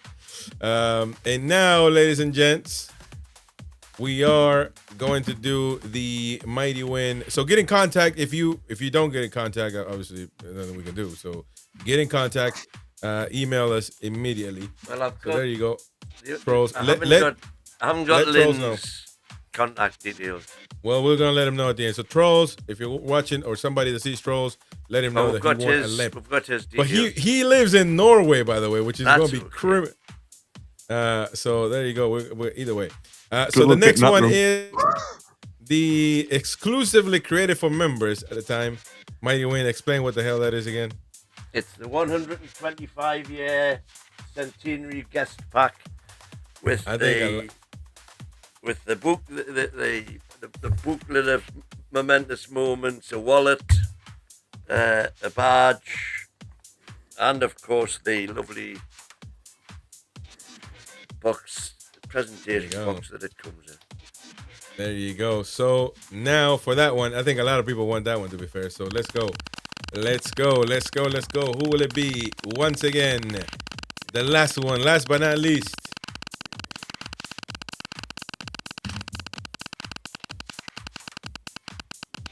Come on now. Suspense. It's big. Oh, Lance Vance was so close. I'm putting the lottery on this weekend. I tell you. No, man, you got to, man. You gotta put it for real. Your name. How many times has it come out, man? That's 3. That's incredible. There you go, ladies and gents. Come on for the little gift box. Not little, but who will it be? Who will it be? Jordy Dan is in the house as well. Oh, Laura Toon wifey. Oh man, she is lucky for that one. That is a cool artifact that Mighty Win had in his in storage. So there you go. Wow, a lot less bother getting rid of all of your tat than doing a boot sale anyway, Win. Well done. Good thoughts. Win, can we just give out, Chris, can we just give out the email address in case, because Lynn was asking how she can contact with the claim. Just contact Mighty Win TMW at NUFCTalk.tv. TMW at NUFCTalk.tv. Contact the Mighty Win, and we'll make sure all participants contact him, give him your address and all that stuff. As I say, Lynn Simpson and Laura Toon wifey are the only ones who will not be able to contact. Well, they'll contact you, man. Don't make a meal out of it. It's not that hard. Is that because of your restraining order, Win? Exactly. Exactly. He can't talk. He can't talk to people outside of Newcastle. Yeah, he's restricted. We don't live in Chinatown. And lovely Laura too. Thank you to all our members. We appreciate you very much. Thank you so much, everyone. I'm teared up. There you go. Good stuff. So what are all the winners? Mighty Win. All the girls did well. Yeah. Christina with a keychain, Lynn Simpson with a J7 mug, Queenie with the pennants and the air fresheners, Trolls with the lamp, and Laura Toon wifey with the 125. All girls except Trolls. Yes, all girls except Trolls. As far as we know, I don't know what Trolls identifies as nowadays, but we never know. That's another topic anyway. But there you go. Get in touch. She's in Durham, Lynn Simpson, so that should be an easy one. Get in contact, and we'll get that stuff ordered and getting your way. My biggest appreciation for all members, and I know the price went up from $2.99 to $4.99 because we're including a lot of content. And actually, Kevin contacted me. I'm not gonna say what, but he contacted me because he wants to do stuff for members. He wants to get involved. He wants to do stuff. So listen, become a member, support the channel, which goes a long way. Support us, and we're gonna be here for you non-stop. So thank you very much. Go in and tune in to the player scores that Ian and Michael put up. Once Upon a Time podcast coming up soon. Maybe we'll do a special for Kevin Keegan because of everything he's going through. So maybe we can do that and get that sorted. But anyway, thank you very much, all of you. We will see you tomorrow for anything that we got planned. How are the lads? Thank you to all our members. Subscribe to the channel. Smash the like button. See you on the next one. Bye-bye. Thanks, guys.